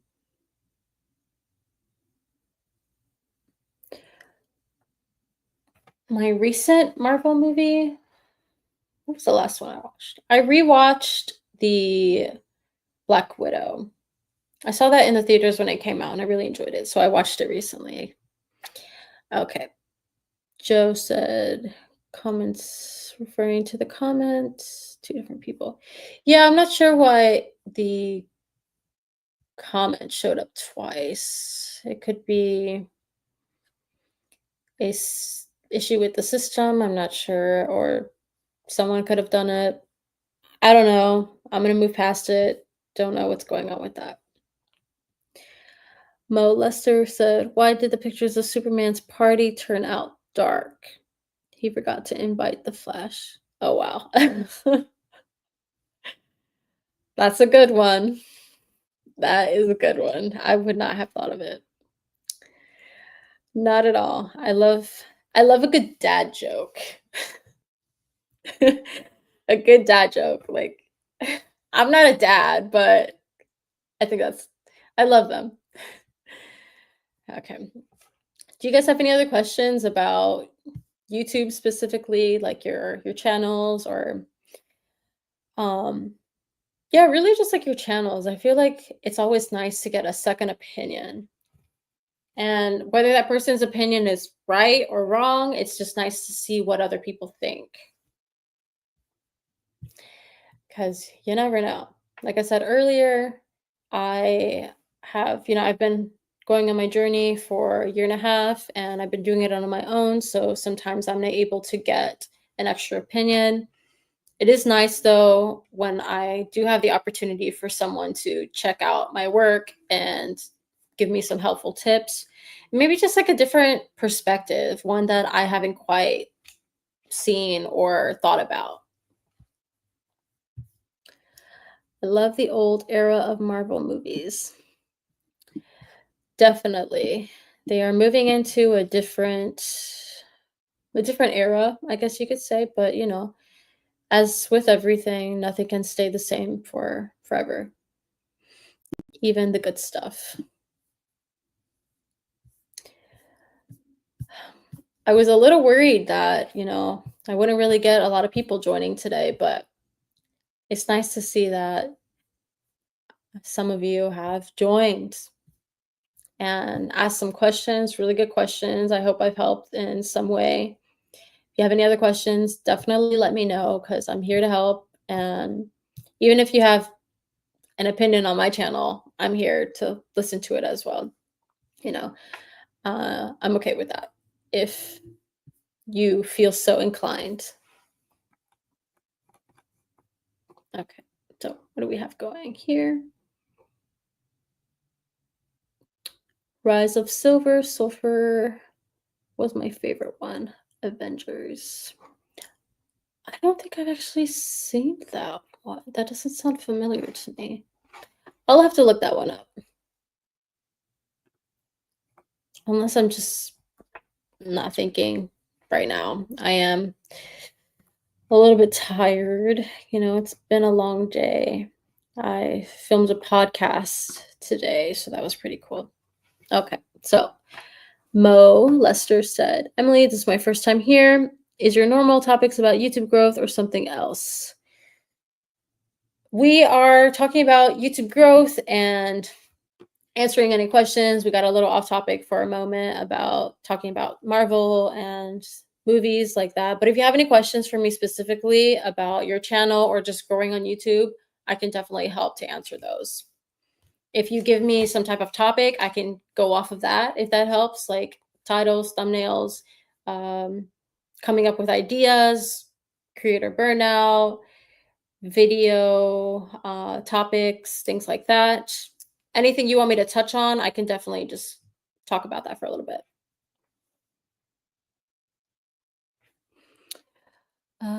Okay. I mean, are your videos always about YouTube growth stuff? Not every single one of my videos is about YouTube growth. I do like to add them in there every so often because a big part of my channel is just the creative journey. So I will share different things that I'm doing for my own growth, sharing tips that have helped me. I also like to talk about methods of coming up with ideas and what I do to during my process. So for example, one video I made was about pocket notebooks. And one of the topics that I touched on was how I like to write my ideas here because I'm always coming up with different things everywhere I am, whether it's in the middle of the night, I'll put this on my bedstand, or, when I'm on commute, I'll write some stuff down. So, really just about like the creative journey itself. Okay. Carl said, I want to nail down YouTube ideas, but my mind tends to expand ideas exponentially. LOL. Yeah, I feel like that's a big thing for just ideas in general, no matter what they're about, no matter what they are geared towards. You can have one idea and then it kind of just like it becomes this huge thing that maybe you didn't expect in the first place. And that's why I always recommend to write it down. Start with one thing and sometimes it kind of branches off into a bunch of different things. But if you want to stay within like the original idea, maybe try to push your idea, like the other ideas that you have, closer to like the original one, if that makes sense. I'm not sure if it does, but hopefully it does. But coming up with different ideas can be a challenge because for me, I'm a creative person. Like I play music, I like to paint, draw, make films and different things like that. So there's so many different things that I'm really into. But keeping it all within one realm, you kind of have to work with it a little bit and kind of strategize how you're going to, you know, make it what you want it to be. I hope that made sense. If it didn't, please ask me. Um, Ask me another question so that I can kind of answer that a little bit better. Okay. Tech Abhishek said, you're a really creative person. I'm really happy that I connected with you. Thank you. I appreciate it. I'm really glad that you're here. I see your comments, so I always appreciate them. It is nice to finally have a community of people, even a small community of people who are always commenting and just showing their support. I want to let you guys know that I do see that and which is why I make it a huge point to go in to my comments and respond to them. I am not always able to respond to every single one, but I do my best to respond to as many as I possibly can because it's very important to me. Um, Chris Insane. Welcome, Chris. Do you know a Blake Sloan? I do not. Do I know them personally? Do I know of them? Um, no, I do not. But who are they? Who is Blake?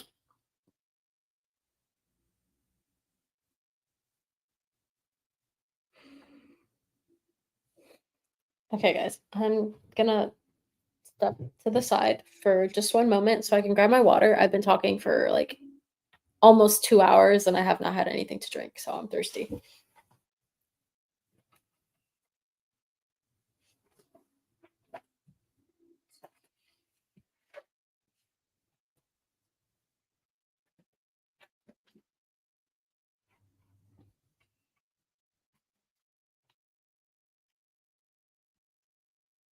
Okay.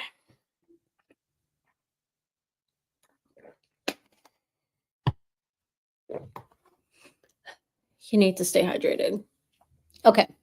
Tech Abhishek asks, have you heard Lincoln Park? Oh, Lincoln Park music or Eminem songs? Yeah, I actually grew up listening to both, so definitely appreciate the oldies, the classics. Not like they're not super classic, but can appreciate them. All right, let's see. Still wondering who Blake is.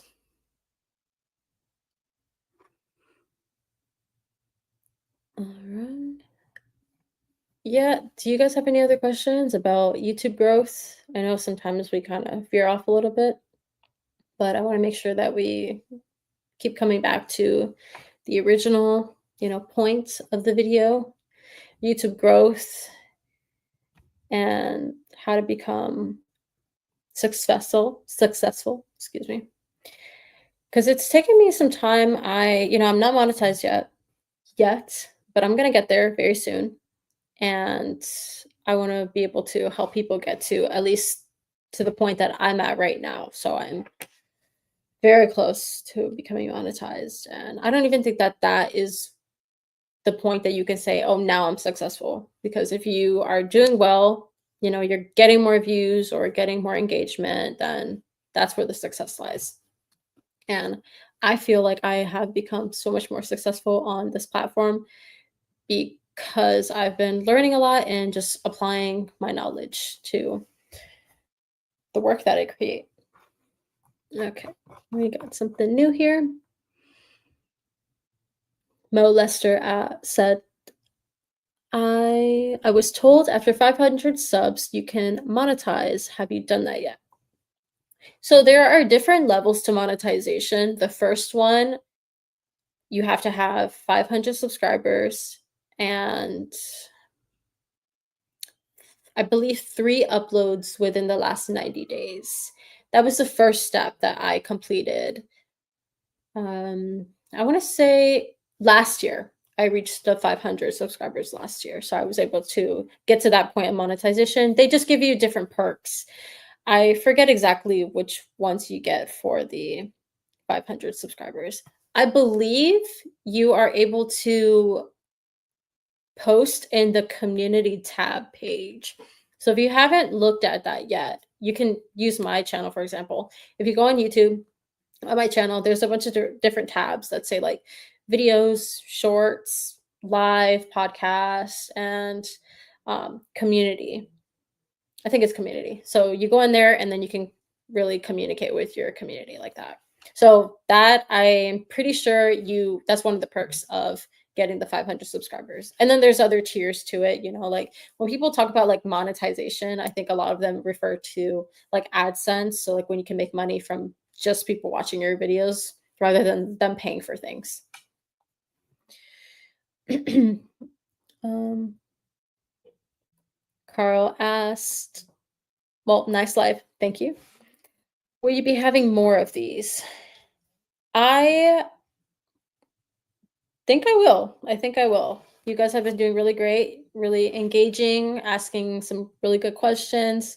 If this is something that you guys are interested in me doing more of, I will absolutely do more of these. And I'll try to mix it up a little bit so that every live session that I do is a bit different. So this one I wanted to focus a little bit on YouTube growth. Another one I could make it more specific on a certain aspect of YouTube growth, or I could talk about something completely different, but obviously, within like the realm of my niche. And yeah, so I'm I'm interested in doing some more of these if you guys are going to tune in and see what we've got going on. Mark Hill, welcome Mark. You asked if I'm nervous. I was nervous when I first started the live stream an hour and 47 minutes ago, but I feel a little bit better, more relaxed because I think I've gotten in a little bit of a good flow going on. So I feel pretty good right now. But I was a little bit nervous in the beginning. I'll be honest, okay? Okay. Jeremy V, subs really matter. Oh, sorry. Subs really don't matter as much as it used to. More about building a loyal following, I think. You can have tons of subs, but none that watch. I 100% agree. There is the stigma that if you have a bunch of subscribers that you're famous and you're probably making a lot of money and that you're getting a lot of success from your channel. But that's not the case at all. Like you said, it's about the loyal following, which is why, again, I really do believe in responding to the comments that people post on your videos. This is part of why I decided to do a live stream today so that I can like really communicate and like share with my loyal following, so the people who actually watch my videos and actually really care about what I have to say. Because sometimes people will watch your videos and they'll subscribe but they'll never go back to your channel, and it's not necessarily because they don't care, but there's just so many other videos to watch and so many other people to see that we kind of get lost in that and forget about the people that we have subscribed to sometimes. So building a loyal following is really, really important. I don't even really like to call it a loyal following, but like a community of people who care about what you have to say and what you make. That's where it's at. So I'm really appreciative of you guys actually joining this live session today. Okay. Let's see. Mark Hill, doing a great job. Thank you. Jeremy V said, using StreamYard. I used it before they raised the rate, but if you don't do too many hours a month, free is just fine. Yes, I started with StreamYard for my podcast channel, and I found out about it from the channel called Think Media. They have a lot of really good tips on YouTube growth, so I follow them. And I thought that I stopped using it for a little bit because I didn't really need it anymore. I figured out a different way for me to shoot my podcast. But now that I am considering doing more live streams, StreamYard is probably going to be my go-to. It's a great platform. Okay, Carl. I'll try. It's moving. Okay. I'll try to create a YouTube video outline of my possible channel in a few days and see if you are okay with checking it out and see what you think. Yeah, that would be great. I'm sure there's a way that you could show that to me. But definitely, I want to help out because creating an outline for anything is really, really important. Like I said earlier, when I'm lost my train of thought. Oh, right. So when I'm making my video ideas, I'll have some type of outline so that I know what I'm talking about. Especially like when you are talking and you feel a little bit shy and you don't really know what to talk about, or you want to feel a little bit more fluid and more authentic on camera. having some type of outline is really good for that. Or just like you said, you are starting your channel, so doing it for that can be really helpful too. Okay. CJ Killer. I hope I'm pronouncing that right. Welcome. How is adding music to videos, even if it's not your music in the background? So I use the platform artlist.io and am going to start using upbeat.io. I'll actually write that down for you. So let me put in the comments Artlist and Upbeat. Okay, there we go. I put it in the chat. So these are the two that I use Artlist and I'm going to start using Upbeat. I just download them from their software and I put it into Premiere Pro because that's the editing software that I use. It's really simple. You can adjust like the volumes and everything like that. So those are the ones that I use. With StreamYard, I actually have a discount code that you can use, like if you're interested in actually purchasing a plan with them, but they also have a lot of free music that's pretty good, so you can use that. So there's just a bunch of different ones. I personally like some over others, mostly because I just haven't tried the other ones, so I can't really speak on them too much, but there's a bunch of different ones that are pretty great. Tech Abhishek asks, which do you recommend for streaming? The only one that I've ever used is StreamYard. So this is really the only one I can recommend. It's pretty good. The quality is good. You can add different mics. I think you can add multiple mics at the same time. I've never tried that, but I've only ever tried just the one mic. I think you can add multiple. But like I said, quality is great. You can connect StreamYard to YouTube, which is what I'm doing right now, so that I'm able to put them both together and get the perks of StreamYard while also having it on YouTube Live. So StreamYard. Okay. Carl said, I'll try to create a YouTube video. Oh, I already answered that. Jeremy V said, I find that if you can have a scheduled time for lives, you build a bigger audience and viewers for it. They will know when you're going live and plan to watch. That is a really, really good point. You know what? I think I will start doing more live streams. I think you guys seem to like it. I'm enjoying it. So I'll definitely start adding this to my list of videos and come up with a schedule that seems like it works for me and everybody else. But very good point. Scheduling it is going to give your audience a time to schedule their own lives out so that they know what time you're going to be on so that they can be there. But if you kind of just like pop up live out of nowhere, they're not really going to know what's going on and they may miss it. So thank you for mentioning that, actually. Okay. And then CJ Killer said, are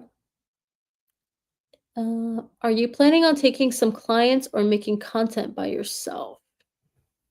So right now I'm a full-time photographer and videographer. So that's what I do. And then I do YouTube on the side and hopefully am going to make that full-time instead. I do work with clients occasionally. I'm a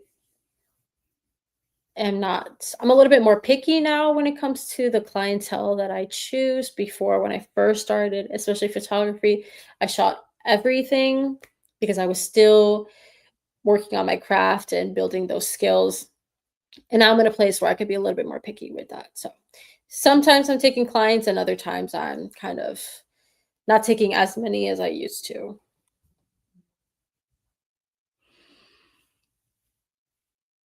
Okay.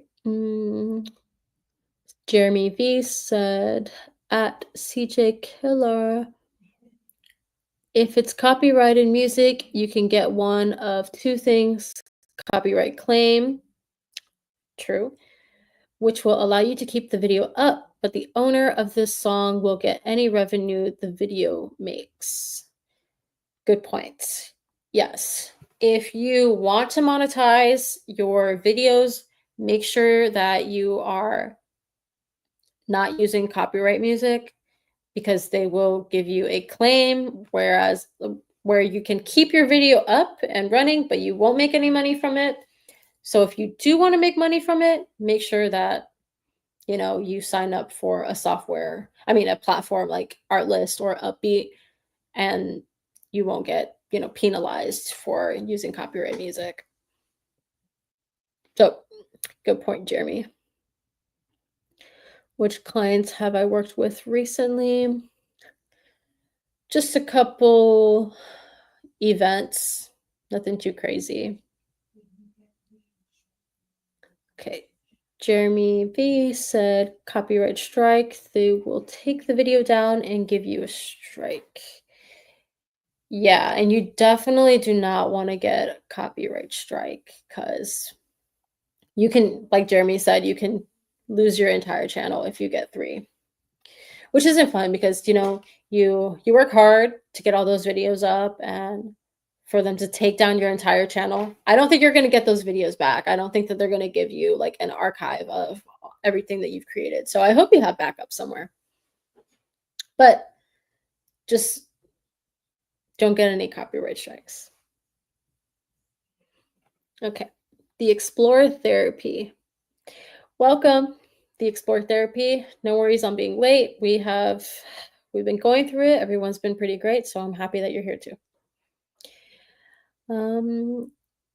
And you said you're not sure if this was already answered, but what video editor do you normally use? So the editor that I normally use is Premiere Pro. I use it because I've always used Adobe products. I've used Lightroom, Photoshop. There's Adobe Express that I've started using, which is really great for making thumbnails and things like that. And I'm actually thinking about converting over to DaVinci Resolve.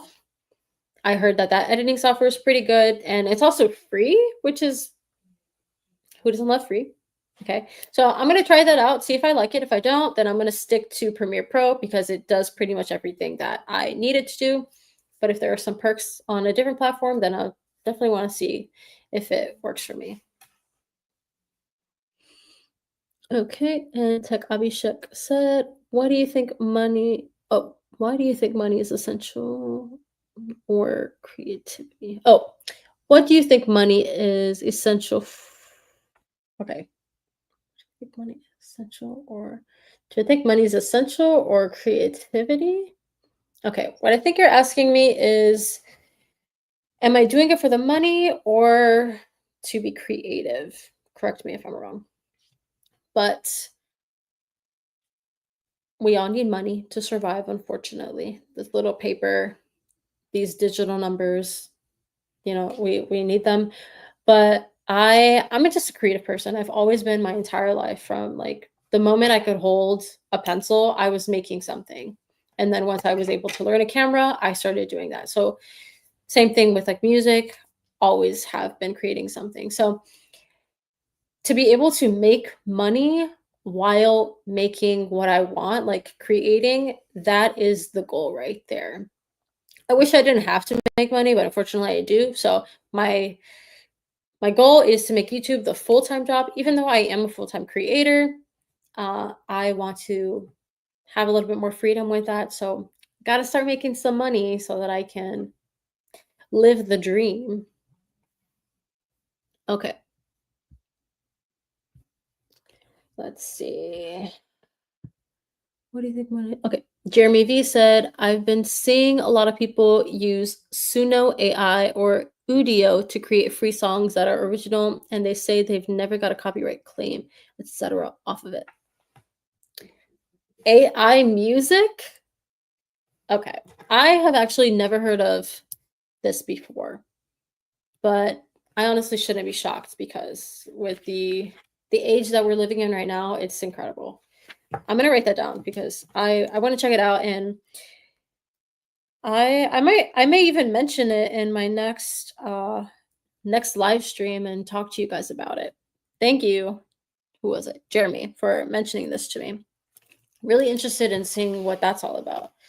But if people are using it and they're not getting any copyright claim, that's really great. That's actually a really fun way to start getting some music going. We'll see. Okay. Glaxy, I hope I'm saying that right. Welcome. FYI, apparently your linked Instagram isn't up to date. Account doesn't exist. Oh, interesting. What? I did change my URL some months back. I wonder if maybe that's the issue right now. It used to be at Emily Q Pics, but now it's at the Emily in Paradise. I wonder if that has something to do with it, but I'll make sure to check that out so that there's no issue with that. Okay. CJ Killer said, is it the same with beats? Let's see.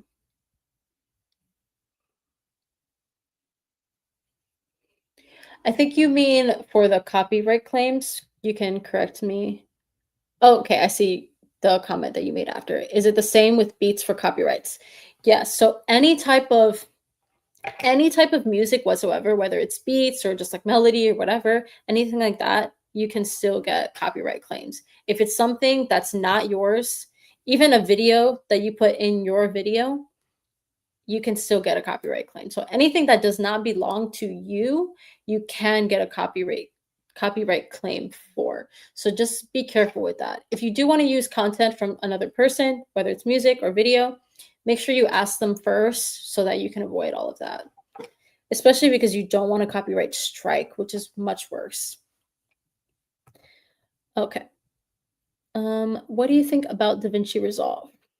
I personally haven't used DaVinci Resolve, but I posted a video maybe a couple months ago about asking people about their editing softwares, what they use. I mentioned that I use Premiere Pro and that I'm considering using DaVinci Resolve because I've heard that there are a lot of benefits. One thing that stuck out to me was people said the color grading was really nice on there. So that's one reason why I'm thinking about switching over. So currently, I can't really say too much on it because I haven't used it, but once I try it out, I'll let you guys know. Okay. Jeremy V said, I'd use Adobe Premiere for years. Same here.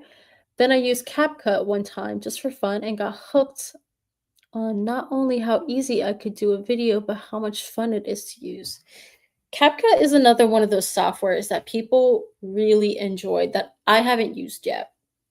I mostly just stick to Premiere. It's because it's what I know. But in terms of speed, I do want to try out CapCut for shorts once I start making more shorts videos because I'm hearing great things. It's people are able to take a video and just like cut it up really nicely and just put it together and add like captions like that pop up super fast and you barely have to do anything. So I've heard. So that sounds really, really nice. So I do want to check out CapCut as well. And do you use CapCut only now, or do you also use Premiere sometimes too? I'm interested in knowing that. Okay. Jeremy said, DaVinci Resolve is a very powerful tool, but you need a good PC to run it. To me, CapCut is actually the easiest and will run on almost any PC. Okay. Interesting. So I don't know how DaVinci Resolve pairs to Premiere Pro in terms of like how powerful your system needs to be. I think my laptop is 16 gigabyte RAM. I never have any issues with it running my Premiere. I do like to close out all my apps that I'm using on my laptop while I'm editing so that there is no potential lag or just anything like that. And I also don't want any distractions either. So I'm going to try out DaVinci Resolve and then see if my laptop can handle it or if not. So we'll see. Okay. Carl said, I think if you can pay about $200 for DaVinci, you get the version with more AI tools if you'd like. Okay. Yeah. I haven't really looked at their pricing, so I'm not sure exactly how it pairs, but the AI tools, I haven't really used AI tools because when I'm in Premiere Pro, I I'm sure they have like some type of, AI going on because who doesn't nowadays, but I kind of stick to the basics. I haven't really checked any of that out. But when I do look at DaVinci Resolve, I'm gonna look at that too. Just see how I can make my workflow easier and more efficient because sometimes it can be a lot to do. Okay. Tech Abhishek and what do you think about the oh, I answered that question already. Okay. DaVinci Resolve. Jeremy V said DaVinci Resolve 20 just came out. I think I need to see what all they added. Okay. Yeah. In my next live session, live stream. I keep saying session, it's stream. Okay, live stream. Hopefully I have checked it out so that I can talk about it. And so far, Jeremy, thank you. You seem to know a little bit about it. So, okay. The Explore Therapy said, I use music from Filmora as my background music. Some of them are AI. I sometimes use the music from YouTube Studio, Audio Library, and no copyright strikes. Interesting. Filmora. I haven't heard of that one. See, there's so many different music websites and platforms that you can softwares. I don't know what it's called. Uh, but so many different places where you can get good music and get no copyright strikes. And for the YouTube studio music, I have not tried that yet. I have looked at it, but I haven't tried it. So I don't really know too much about that. But it's nice to see that there's so many different options. And then you can honestly use multiple ones if you like. So maybe one would be better suited for a certain type of music, and then the other one would be better for like sound effects or a different type of music. Okay.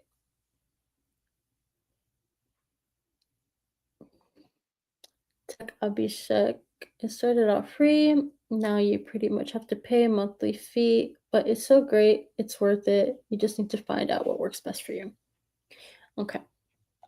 Jeremy V said, Premiere is more powerful, but I can do things in CapCut so fast compared to it.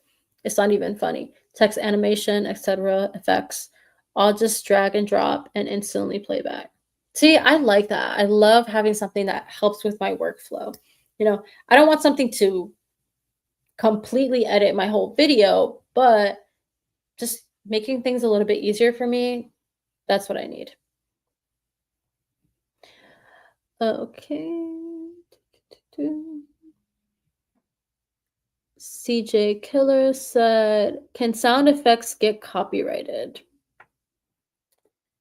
I I want to say they can. They may have some type of system where they're able to detect it. I wouldn't put it past, it now because, AI and everything is really really able to just capture everything and find everything. Um or someone maybe just has to come across it. I don't know, but I want to say it can get copyrighted.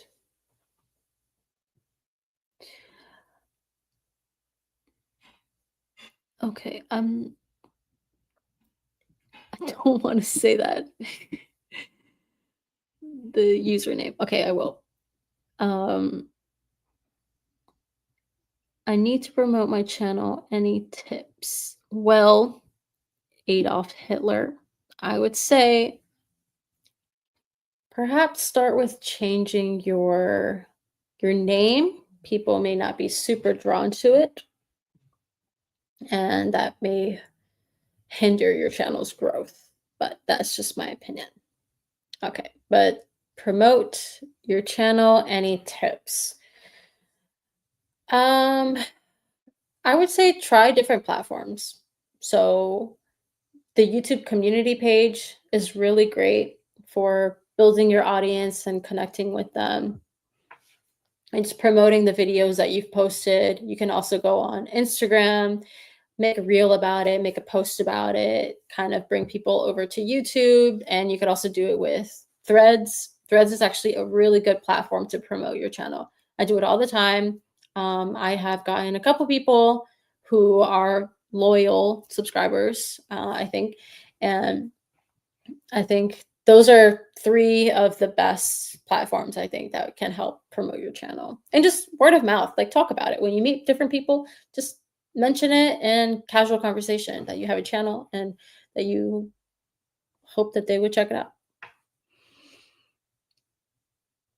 Okay, Jeremy V said, most of these flashy videos you see with all the text on the screen moving, etc., is CapCut. Yeah, those videos do really well. So I think they're probably the ones that CapCut may have even started that whole, I don't want to call it a trend because it's been a while around for a little bit, but I want to say CapCut probably started that whole thing where the words pop up, especially in short form content. You see that a lot. And I actually really like it. It's super nice and catchy. There was another one that I was using when I was making shorts. I don't think it was I don't think it was CapCut, but it was something along the lines. I'm gonna have to look at it. Okay. Mm, Chris said crazy. Okay.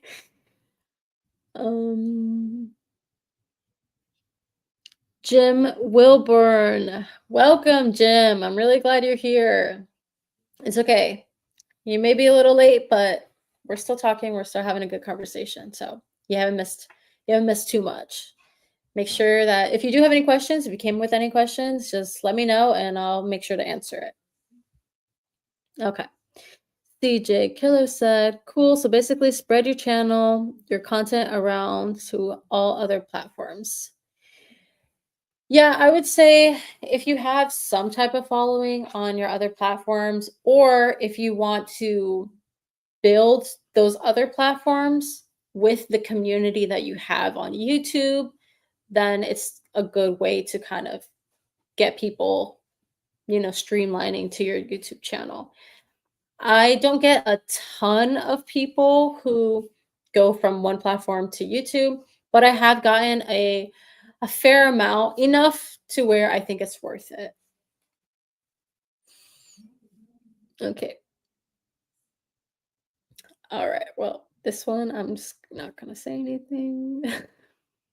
Jeremy said, oh, hold on. Things are moving around. Just sub to you. Cool. Yeah, support each other, guys. If check out each other's channels, and if you like them, subscribe to them and make sure you're supporting. If you're actually going to watch the content, right? Because like we said earlier, in case you weren't here, subscribers isn't as important as actual community. So your actual subscribers who do watch your videos and support you. Thank you, Jeremy. Appreciate it. Is it better to use shorts or videos? So shorts are long form or short form.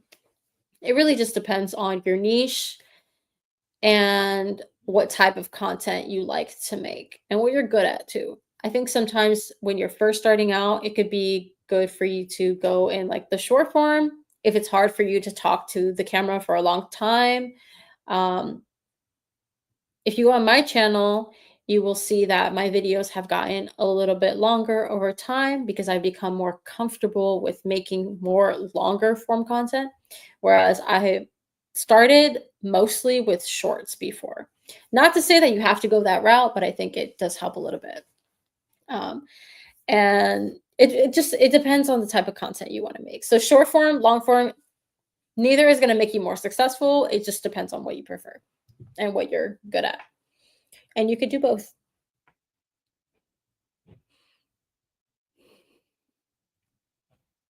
Okay. Jim Wilburn said, okay, question. I feel like I'm allergic to creating videos that will spread beyond my core subscribers. Any advice on growing a cinematic author vlog? Oh, interesting. Okay. I think you can make anything cinematic. And that comes from someone who is really big on filmmaking. Okay. I am a artist, multidisciplinary artist. So I play music, I draw, paint, I make films, I'm a photographer. I'm sure there's something else I do as well. But I try to make them all cinematic, for lack of a better word. And I love that you put cinematic in quotations because I like to do that sometimes too. Okay, so let's see. For a cinematic author vlog, I think the easiest way to start with that is to shoot from different angles and try to tell a story somehow. So let's say you're writing a piece. Maybe show you actually setting up, like if you are writing on your laptop, you're typing on your laptop, or you're writing in like a physical book. Show you actually like bringing the book or opening up your laptop and then like a different angle of you typing or writing and kind of like tell a story within that. So you're writing and you are creating your author content, but you are showing it in a more cinematic way. I hope that helps. If you have any other specific questions about that, let me know and I'll try to clarify it. Okay. CJ Killer said, "Does this live count to watch counts?" Yes. So I have done a little bit of research on live streaming so that I could, you know, do it and it not be completely trash. But it does count towards your watch hours. So if you want to increase your watch hours, live streaming could be a good way to go about it. This is actually my first one. Wasn't exactly sure how it would turn out, but so far it's been pretty great. So thank you guys. Jeremy V said, going live is great to build up your watch hours if you need the 4,000 quicker. Exactly. So it's a great way to, like Jeremy said, build up your watch hours, especially if you're trying to hit the minimum of the 4,000 watch hours so you can get your channel monetized and get some money. Okay. Good to know. One more thing. Thank you for not freaking out. Of course. See you later. Um, does live content count with watch time? Okay, yeah. So again, live content, live streaming does count towards your watch hours. So if you can get your community on board, it can help you increase your time. Jeremy V, I can't even draw a stick figure good, LOL, but I can play music and know technology well. That's fine. Technology is one of the most needed things like to have good knowledge on, especially because our world right now is run by technology. So if you have a decent knowledge on it, I think you'll be pretty set. And then it's nice to have some type of creative thing that you do as well because they're so different and they tap into different parts of your brain. Okay. Jeremy V, I'll definitely check your channel as well after this live. I love that you guys are vibing with each other. Okay, my other channel has close to 7K subs and got monetized from going live mainly. See, you guys definitely need to check out Jeremy V, because he's on it. 7,000 subscribers. He knows what he's doing and has been in the live streaming game for a bit too. It's actually live streaming it's weird, but it's fun. I enjoy it a lot. It's my first one, like I said, but I'm into it. So I'm gonna do it again. Okay, so Jim Wilborn said, yeah, depicting writing is so strangely tricky because it's not inherently visual. I'm trying my best to find fun ways around that limitation. Yeah, just experiment. Maybe write down a list of different things that you can try out. Like I said, shoot different angles, try to tell a story somehow while you're writing. Maybe another suggestion could be whatever you're writing about, maybe film some B-roll on that. So while you're showing your video, you can kind of like add that in there. For example, let's say you're writing about somebody going to the grocery store to buy apple juice. I don't know. You can show a clip of you going to the store and buying apple juice. Something as simple as that, and just like throw in a couple clips on that to add it in there. Just a suggestion, but experiment with it and see what works and what doesn't work, and also what you actually enjoy doing. And then you will get better results every time because you're going to kind of feel it out a little bit. Okay. Carl said, so if 12 people watch for 1 hour, do you get credit for all 12 hours? Yes. According to my research on YouTube University and Google University, you do. And ChatGPT University, I'm well-rounded, in the internet universities. Okay. M and J Metal, welcome. Welcome to the live stream. Happy to have you. Okay, CJ Curler said, oh, Carl, good question. All right.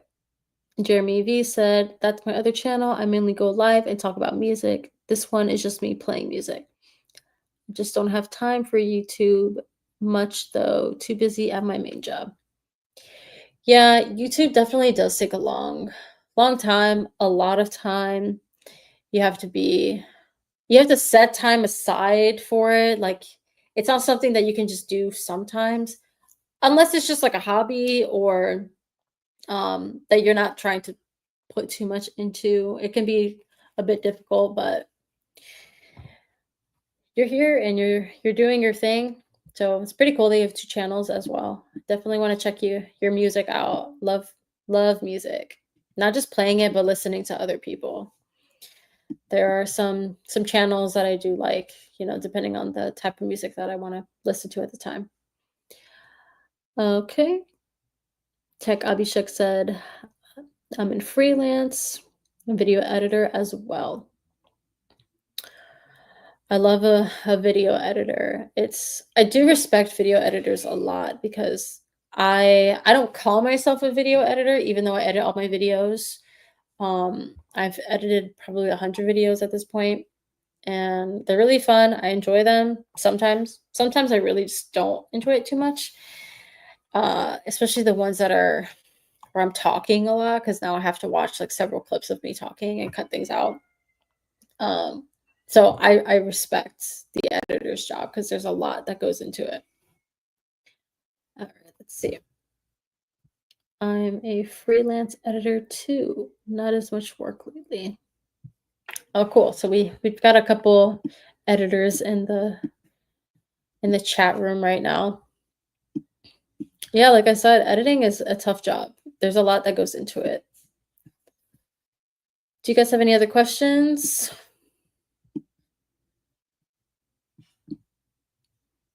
M and J Metal, I know you just joined. If you have any questions about YouTube growth and building your channel, or have any questions about my channel, or anything about just the creative space, creative journey, anything like that, just let me know. Okay. Siddhant Singh said, what's your 5 favorite YouTube channels? My 5 favorite.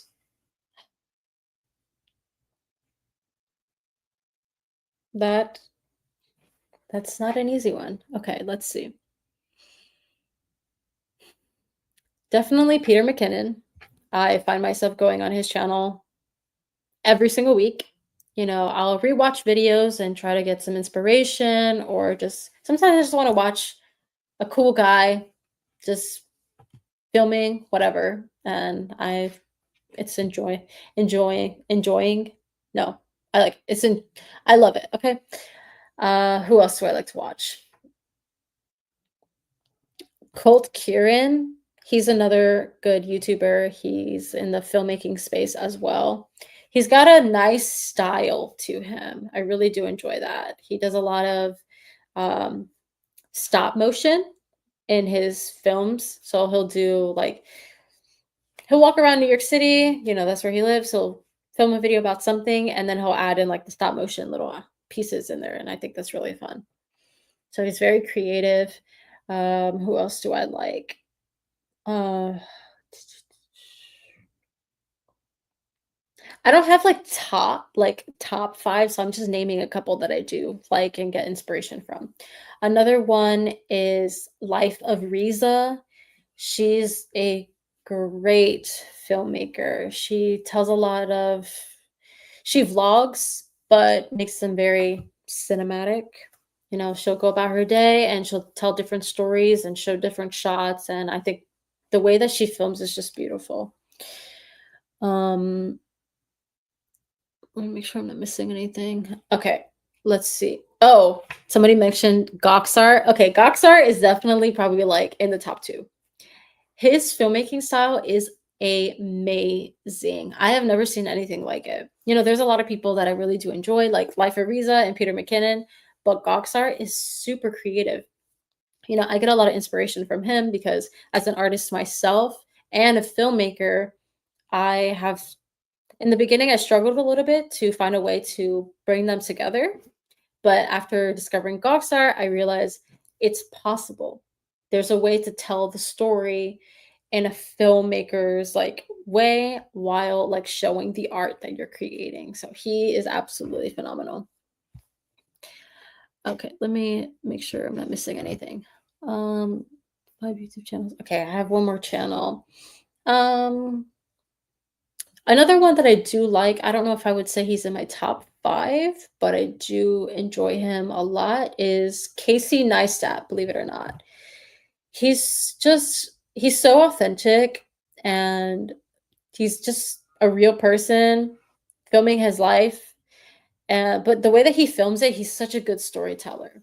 Like, even if the video is you're not really sure what the video is about, which I feel like sometimes, like, I'll click on a video and I'm like, "I don't know what's going on here," but Casey's a cool guy, and I know that he's gonna film it in a cool way. So he's a great storyteller. He may not have like the most like beautiful like lighting setups and like crazy cinematic shots, but like that's not always necessary. But just the way that he's able to capture and like tell his stories is great. So he's definitely he's up there. Okay. Um Jeremy said, I think AI is going to make video editing easier as well. They already have it where you can let it delete all the silence or take out the filler words like etc. Yes, AI has become a great tool for editing and it's making things so much easier these days. I'm going to have to get into it because the editing process takes forever and it's gonna be super helpful. Like I said before, I don't need AI to edit my entire video, but if it can help me tremendously, then I'm definitely gonna try it out because I need a little bit of peace of mind when it comes to editing because it takes so long. Carl, you want to play something on your guitar?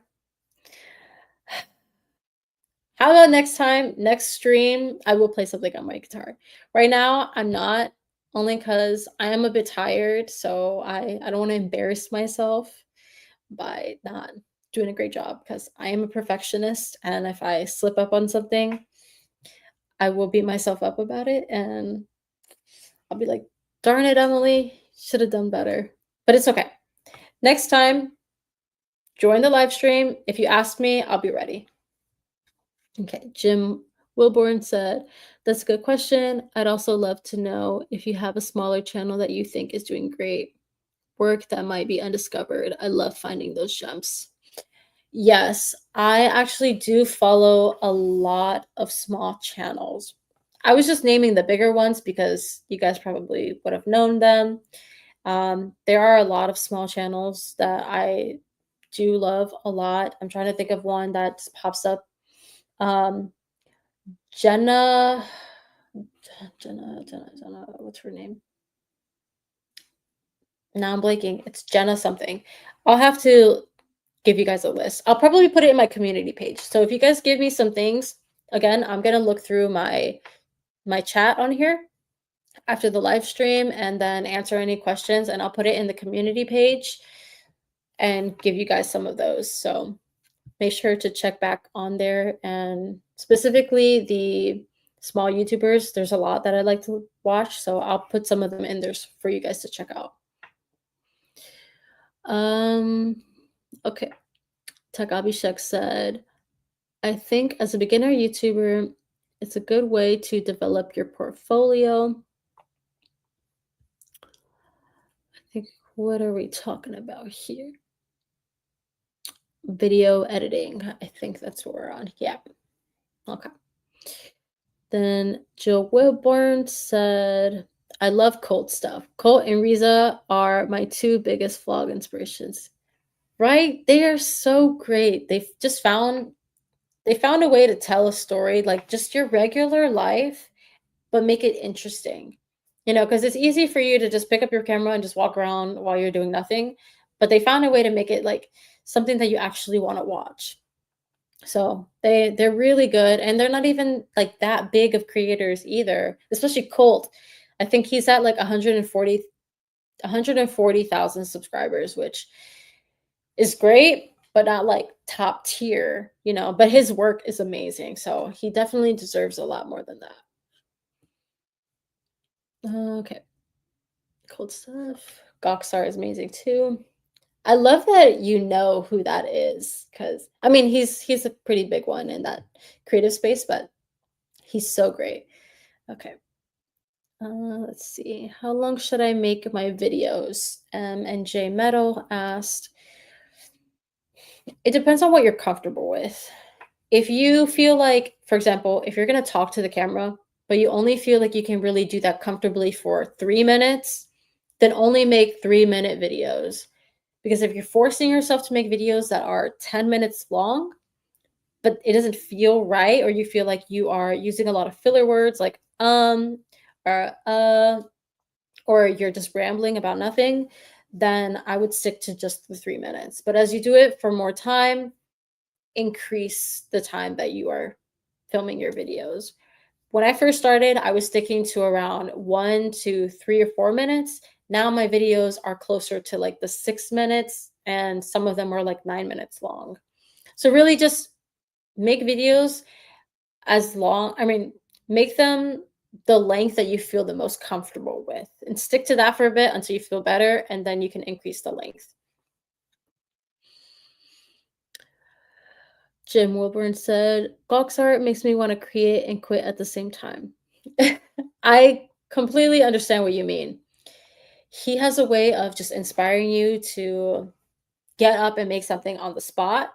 But because he's so amazing, I almost feel like I can't live up to that. But then, you know, comparison is like the worst thing you could possibly do. So I get it. I get it. He's great.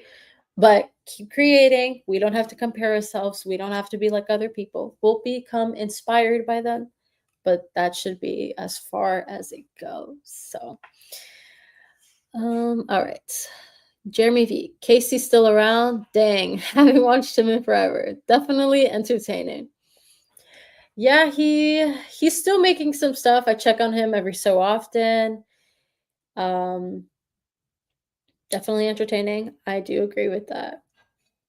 I don't think he makes as much content as he used to, you know, especially back in his like peak vlogging days, but he's still making some stuff. Okay. Joan Wilburn asked, have you watched the Digital Spaghetti YouTube channel? It's great for learning from good creators. No, I have not actually heard of them, but it's great for learning from good creators. Yeah, I'm always here to learn. I always want to push myself to build skills and gain some knowledge that's going to help me improve my channel and other aspects of my creative process. So I'm definitely going to check it out. I want to write all this stuff down that you guys are telling me, but I don't want to take up too much time doing that in front of you. So I'm going to go back through the chat and check it out. And then maybe I'll mention it in the next live stream. Jim Wilburn said Casey actually has 2 new videos. Okay, you see? He's still making stuff. He's still going strong after all these years. He's been on it for like, I think 16 years already. All right. Thanks for all these channel suggestions. Haven't heard of many of these. Well, Jeremy, definitely check them out because you will be inspired. I think the best way for us to become inspired is by other people. All right. Siddhant Singh said, "What's your opinion? Should we start making videos in a global language like English or stick to our native language in the beginning? Curious to hear your thoughts." That's actually a really, really good question. I would say that I think, okay, English is I'm not going to call it the primary language of the world, but there's a lot of English speakers all over the world. And because, the English speaking countries like the UK and like America and some other ones like Australia, whatever, they are a huge part of the population. If you're able to make those videos, then I wouldn't say stick to them, but you probably will reach a much larger audience than if you stuck to your primary language. But you can mix it up too. Make videos in English and your language as well. Speak to your community. And then you can reach out to the world. Whatever audience you are looking towards, like whatever your niche is, focus on that. Like let's say your niche was local restaurants, then maybe like reaching out to the world isn't as necessary. But if you are talking about, like, I'm going to keep bringing it up, but like notebooks, then you can reach out to the world and also make videos in your own language as well. So use your skills. If you're bilingual, use that to your advantage. It's a really great skill. Okay, let's see. Tech Abhishek said, "I think you should take some rest after this live." I definitely will. I can't believe we're still going strong, guys. We're at 2 hours and 38 minutes. I was not expecting this, but I'm having a good time. This is great. So, let's see. Okay. Have Joe said or asked, "Have you ever thought about doing an editing video?" I wasn't planning on doing it before, but I have gotten a couple questions about how I edit my videos, so I think I might make a video about that just to give people a better sense of like how I'm making what they see. I think that could probably be a little bit helpful, especially because I try not to do super crazy edits. And I think some people, especially when they're starting out, don't really want to go into the crazy edit realm. They kind of want to stick to more like simple things, like kind of what I'm doing. Sorry, guys. Need a break. Okay.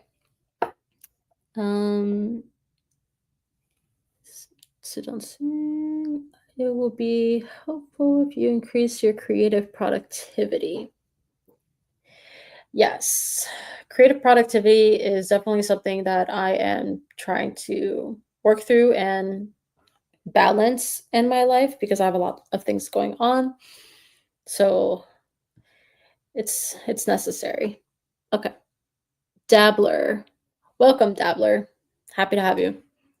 So Dabbler said, "When uploading a ready-to-go video, the default category seems to be people and blogs. If your video is 5 reasons you should, or what's wrong with, or my views on, or use education or people and blogs."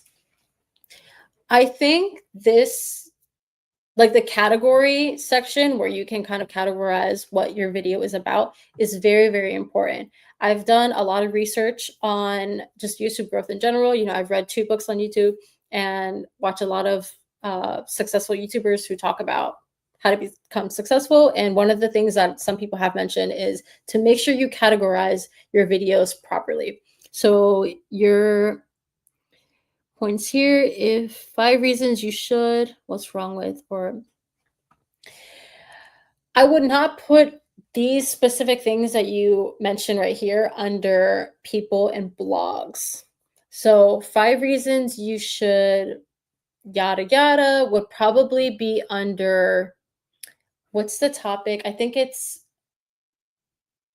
tips, like something tips, like or how to. Yeah, so there's a category that says how to something something. I would put those types of things under how to. Even though they are similar to the education, if you're teaching someone how to do something, I would stick to how to rather than education because I think the education can be a little bit more broad. Okay. So a lot of the videos that I post that are geared towards helping people with like their YouTube channels or just like mistakes to avoid as a new creator, things like that, I do categorize under how to, and I think that that has helped me. Okay. Dabbler asks, does it affect reach, education versus people and blogs? It does because when you post a video for the first time, YouTube is trying to find your audience. So they're using the words that you add in your description, your title, even the words that you say during the videos actually goes into the algorithm so that YouTube is able to take that and show it to the right people. Because you can have a good video, but if YouTube doesn't send it to the right people, the video isn't going to be seen. So let's say you have a video about um, how to solve a Rubik's Cube. Okay. If you categorize it under people and blogs, it's probably not going to get as much traction than if you added it to the category of how to, because it's more accurate. So to get a reach, make sure that you're categorizing it in its proper place for the YouTube algorithm. Okay. Jim Wilburn said, I'm thinking about ordering one of those Amazon custom YouTube plaques for myself when I reach 1K and 10K subs because this climb is so hard. Honestly, I feel you on that. I One of my shorts actually, I drew a plaque. So it's like this big. It's just a drawing. It's my own little plaque that I drew for my 1K subscribers. I felt like since YouTube doesn't provide that, I wanted to give myself a little gift for reaching the accomplishment because like you said, the journey is not easy. It's very difficult to climb, but you're climbing, you're doing the thing. And so when you see success, reward yourself however however you see fit. Okay. Jim Wilburn said, oh, what do you do with your free time? Do you have a hobby that isn't serious or TV shows you like? Yes, I love hobbies. I'm a big proponent on having a hobby. So, as I've mentioned a couple times in this video, I love to play music. But when I'm not playing music, sometimes I just want to draw something or something that's not even creative is I love to watch movies. Watching movies is one of my favorite hobbies to do. I watch probably 1 to 2 movies a week. Okay. And if there's a really good movie in the movie theaters, I will go see that movie. So watching movies, super, super fun. I also like to watch different TV shows. I try to have at least just one show that I'm watching so that I'm not watching a ton of different shows because that can get exhausting and I'm not really good at I can be really bad at watching TV shows because eventually I need something different. So I always say if the show is already out and it has more than like 3 seasons, then I'm probably not going to watch the rest of it. So not great about that, but I try to stick to films with an occasional show. Okay. I have one question. What's your video posting schedule? I don't have a schedule per se.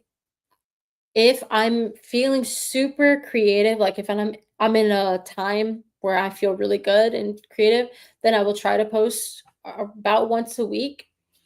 But if I just am not feeling it, or if I'm in a creative rut, or I'm too busy, or I just feel tired, or anything like that, then I will not force myself to make a video. So I would say my average would be about 3 videos a month. Sometimes it's less. I think probably rarely it's ever more than three. So roughly around 3 videos a month. Okay, I have one question. What days do you post videos? I'm not very specific on the days that I post videos. Sometimes I will ask myself, is this a day where I feel like it would be good? Like, are people gonna be on YouTube today? Like, let's see. I have actually chat GPT this question to see like and also done my own separate research to see what days would be best. It really just depends on your audience and like what type of people watch your videos. Like let's say you are a channel that's geared towards children, but you're posting at like 3 a.m. Children are not going to be watching your videos at 3 a.m. They'll see it later in the day, but I think like the initial traction that you get is the most important time. So days aren't super important for me, uh, but I consider it a little bit depending on the type of video it is and like time and day a little bit, but I'm not super specific. Okay, Jim Wilborn said, "That's interesting. I categorized my vlog under entertainment. Wasn't sure if it mattered much though." I would say it depends on your vlog. If you are if it's a entertainment vlog, then probably put it under entertainment, I would say. Like if it's something that people are just gonna sit down, they're not really learning anything, they're just having a good time, enjoying the content, and it's entertaining, then entertainment will probably be like the best category for it. Okay, thank you. You're welcome, Dabbler. Okay, Jim Wilburn said, "Do you add custom subtitles to your videos?" I do that when I can, but I'm not sure if YouTube rewards that. So with the subtitles, I do not add custom subtitles as of yet. I do want to get into that eventually. And the reason for that is because you can reach a wider audience. So my videos are in English, and but that means that I'm only subject to getting people an audience that speaks English. But I do wanna branch out. I want more people to see my videos. And in order to do that, if you add subtitles from different languages in there, now you're opening it up to people who don't speak English but speak a different language. And if that's something that you're interested in doing, then the subtitles will help you a lot. The Explore Therapy says, "My vlogs are about history of places and people. The category was people and vlogs and changed it to education to reach the right viewers." Vlogs. Okay. So the Explore Therapy, it seems like changing the category has helped you. So if it has helped you, then honestly, you did a good thing. Changing the category, sometimes you have to try something different. It may seem like one thing, but then you try something different and then it actually works better for you. So experimenting with these things is it's really the go-to. You always have to experiment and try something different. Um Dabblers asked, "Do you find StreamYard easier to use than Riverside?" Funny enough, today was actually my first time using Riverside, and I was filming a podcast for a friend of mine. I wasn't really messing around too much with the website itself. I helped a little bit with it to set it up, but because I wasn't familiar with it, I prefer StreamYard only because I've used it a couple times, so it's easier for me because I already know how to use it. Whereas Riverside, I wasn't super familiar on how to use it, but it didn't seem very difficult. So can't really give my opinion on it too much because I haven't used it as much, but it was simple enough to use. And I also think it may be a little cheaper too. But I just started using StreamYard because the channel that I follow, Think Media, they give a lot of helpful tips on growing and becoming successful on YouTube, and they suggested StreamYard, so I kinda just went with that. Okay, Jeremy V said, "Thanks for doing the live, gotta go, but we'll watch if you go live again when I can. Nice meeting you in your chat. Take care all." Thanks, Jeremy. It was really nice having you here. You asked some really good questions and you provided a lot of helpful information that I think people are gonna like. definitely I have some things that I want to check out that you've mentioned. So thank you.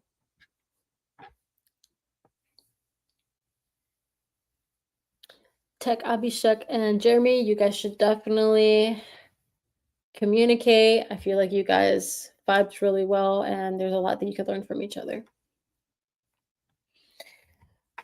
Water break.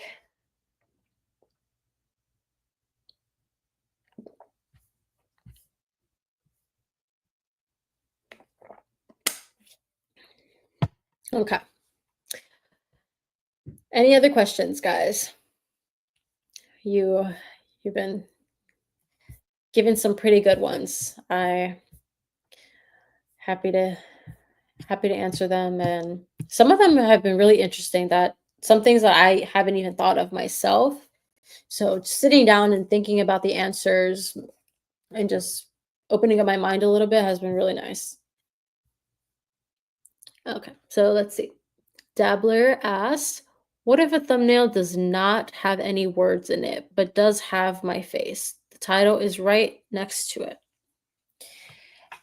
It really depends on the video itself. I can't say that titles with a thumb I mean thumbnails with a title is better than a thumbnail without some type of title.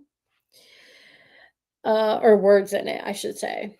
It depends on the videos. So for me personally, I do like to add words in my thumbnails, but occasionally I won't, because I think that the video would do better if I didn't add the words in it. So experiment with it. So when you go to your YouTube studio and you're actually uploading a video, you can add 3 different thumbnails to test them out. Add the 3 in there. I'll do 2 that have words, and then the third one will not have any words whatsoever, and see what people gravitate more towards. So sometimes for me, since I tend to do the 2 thumbnails with words in it and the one thumbnail without the words in it. A lot of the times the words will work better, but every so often the thumbnail without words will do much better. So then I will stick to that one. So just test it out. Test it out every time you post a video and see what people gravitate a little bit more towards. All right. What if thumbnail does not have any words in it? Okay, so I hope that helped. Tech Abhishek asks, have I watched any Mortal Kombat Have I watched Mortal Kombat franchise? Mortal Kombat came out with a movie a couple years back that I saw in the movie theaters, because I love action movies and like all the fighting, like Marvel and things like that. So I have, but I don't do very well with, the graphics, if you know what I mean. So I kind of stay away from it. I do like the arcade game though. That one's a classic. Okay. Jim Wilburn said, I wish YouTube would let you test titles too. Hopefully that is coming. You know what? That's actually a really good point. Right now, YouTube does not let you test titles. And that sucks, because I always come up with like 2 or 3 titles for one video that I think are pretty good. But unfortunately, you can only try out one. Don't know if it's happening as of yet, but I would not put it past YouTube.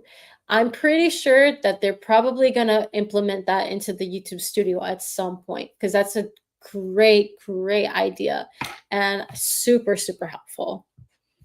I can't wait for them to do that, honestly, because like I said, I always have backups. Okay. Dabbler said, thanks so much. I really appreciate all the info. Rock on. Bye for now. Thanks, Dabbler. I'm happy that you were able to join the stream. We'll see you next time, hopefully, and good luck on your journey. Okay. Tech Abhishek said, have you watched any anime? Yes. I may not look like it, but I do love anime. Big fan. I haven't seen them all. There's so many, and I refuse to watch the ones that have 1,000 episodes. So there's no One Piece for me. Thank you. I'm sure it's great, but I cannot sit through all of that. I get antsy, so don't have the patience. Okay, Carl said, I think two buddy test titles. I think that is what I saw somewhere. I've used TubeBuddy in the past. I forget what I was using it for. Like I was just trying it out, but I don't remember the testing of, title testing, but again, like I wasn't really going super deep into it. But I'm gonna check that out because if it does test titles, then that would be amazing. Oh, actually, vidIQ, I believe, does the same thing actually, where you can see what titles do better, but you can't test it like the YouTube thumbnails where people are actually clicking on it.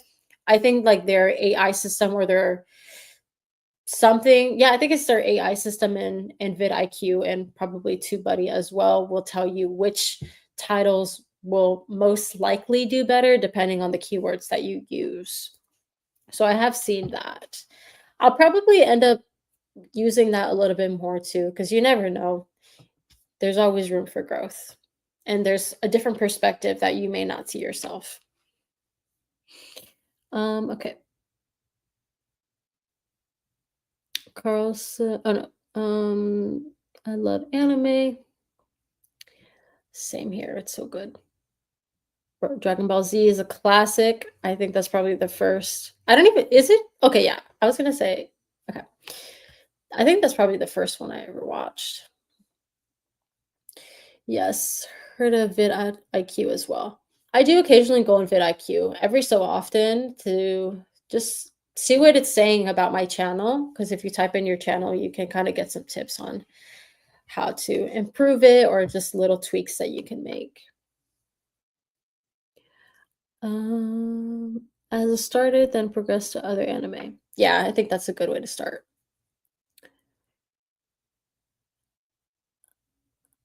Ananya Case Studies.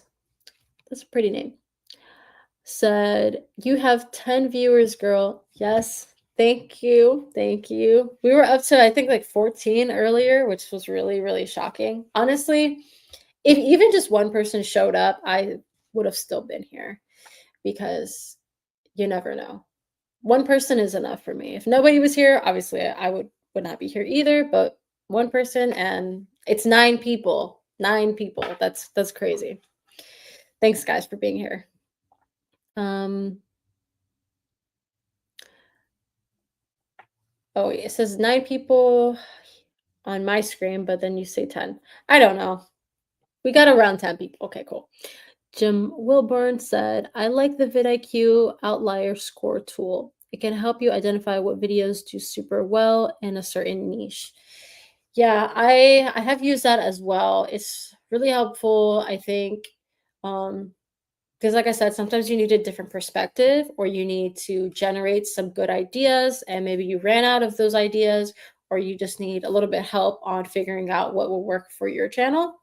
So these types of tools are really helpful and there's so many of them. There's more coming out. There's even like view stats is another one that I heard of last year and I actually go into them every so often to see like different it gives you like predictions of your channel, which is really fun to check out. So there is View Stats, vidIQ, TubeBuddy. I think there's another one that I heard of, but I can't remember the name of it. I'll mention it if I can remember. Okay. If you want sequence wise, you should start from Dragon Ball Z. If you are getting into anime, Dragon Ball Z is where to go. First one. Okay, the Explore Therapy asked, do you know any sites that give free stock footages of random vids without a copyright strike? I want to say that upbeat.io. I'll type that into the chat again. I think they do have some. I know they have free music. That's really good. Um, but I believe they are also implementing the stock footage as well. I could be wrong. I'll check it out for you. I put it in the chat just in case. As far as any others, I don't know of any free ones. One that's really good that I've tried out, but unfortunately you need a plan, is Adobe. I think it's called Adobe Stock, something like that. If you do end up like getting a plan, because I can't think of any free ones right now, but if you do get a plan, Adobe Stock or stock footage, something like that is super good. Like there's a lot of really good stock footage on there. Um, okay. Dragon Ball Super. I can't remember if I watched that one actually. Chris said, okay, Jim Wilburn said, if you have a paid Canva account, you can grab stock video. Plus, it's good for thumbnails. Yeah, I do know about that one. That one, they do have some stock footage that I've heard of. Another good one is Artlist. You do need a plan for that one. Again, I can't think of any free ones right now, but with the plan, Artlist has some good ones. I've looked on it. I use Artlist myself. I haven't quite used their stock footage option, but their music's pretty good. I've looked through the stock footage, but I just haven't used it because I haven't really needed it so far. But check it out. I'll put it in the chat as well. Artlist.io. And definitely check out Upbeat as well.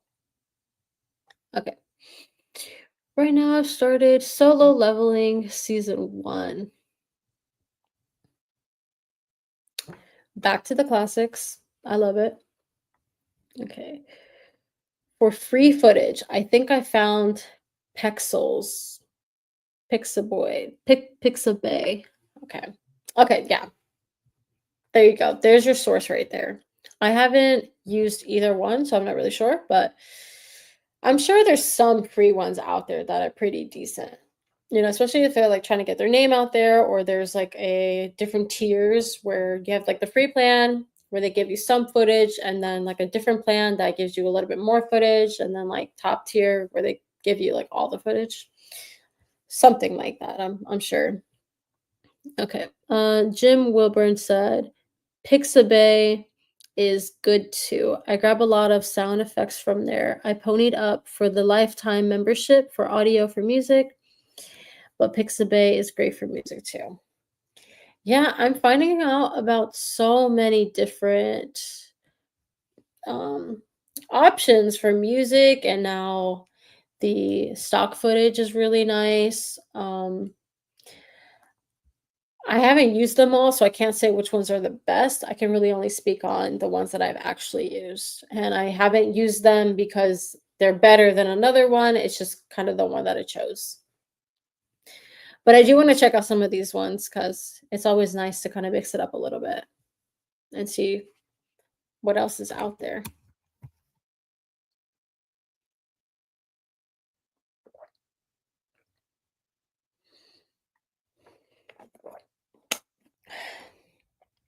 Gotta stay hydrated, right? Okay. All right, guys. Go ahead and keep the questions coming if you got them. I'll leave this live up for a little bit longer. I want to make sure you get all your questions out so I can answer them. Any comments that you have, or just things you want to talk about, you know, whether it's like editing, the idea process, filmmaking, production, growing your channel, anything. Jim Wilburn asked, do I have pets? I do. I have 2 dogs, 2 cats.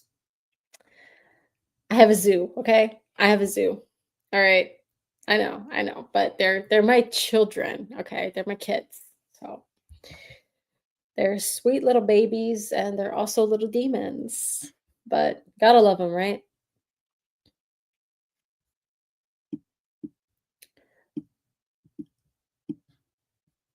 And no, I probably will not be adding them to my videos because they camera shy. Camera shy. Any other questions? And I'm gonna do another stream soon. So if you guys want me to look at your channels and maybe just give you some opinions or any advice or just a different perspective, you can either add it in this chat here or you can send me a separate message about it and then I can talk about it during the next live stream if that's something that you're interested in. If not, no worries. Let's see. Carl said, I created a quick map of my potential channel. I know people say we need a niche, but can I have 3 main topics? I currently have relationship stories, creative photography, and educational. When it comes to like honing down on a niche, I think the best thing to do is it doesn't need to be super specific. Some people are going to tell you it has to be super specific, and other people are going to have it a little bit more broad. For example, if you know Peter McKinnon, he doesn't talk about just one thing. He has kind of like a range of things. So he talks about like photography, filmmaking, everyday carry, different gear. He'll talk about just his creative journey and things like that. So it's a little bit more broad, but within a certain like category or realm. My channel is also a similar example. I talk about, just like filmmaking, content creation, growing. I like to add different aspects of art into my channel. So I think if you can make them kind of circle back and relate to each other, then it's okay to kind of branch out a little bit with your niche. Um, Maybe don't be very different, like talk about Legos and then next thing you're talking about like how to build, how to make a hat. It might be a little bit different unless you're able to tie them in together, then that's okay. I think we are getting spammed. So let's see here.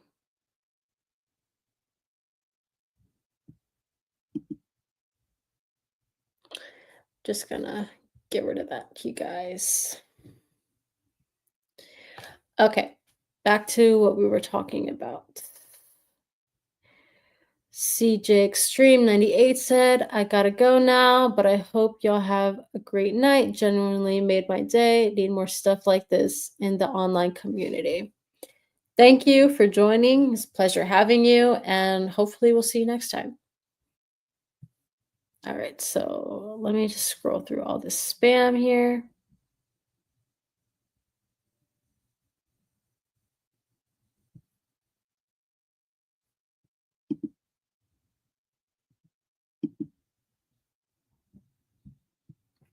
Oh no, I think I accidentally removed Jim instead of the other account. Um, I don't know how to go back and change that. Um, okay, give me 1 second, guys. I think I accidentally banned the wrong person from our chat. Sorry about that. Okay, I'll focus on that a little bit later. Yeah, that's is unfortunate. So sorry.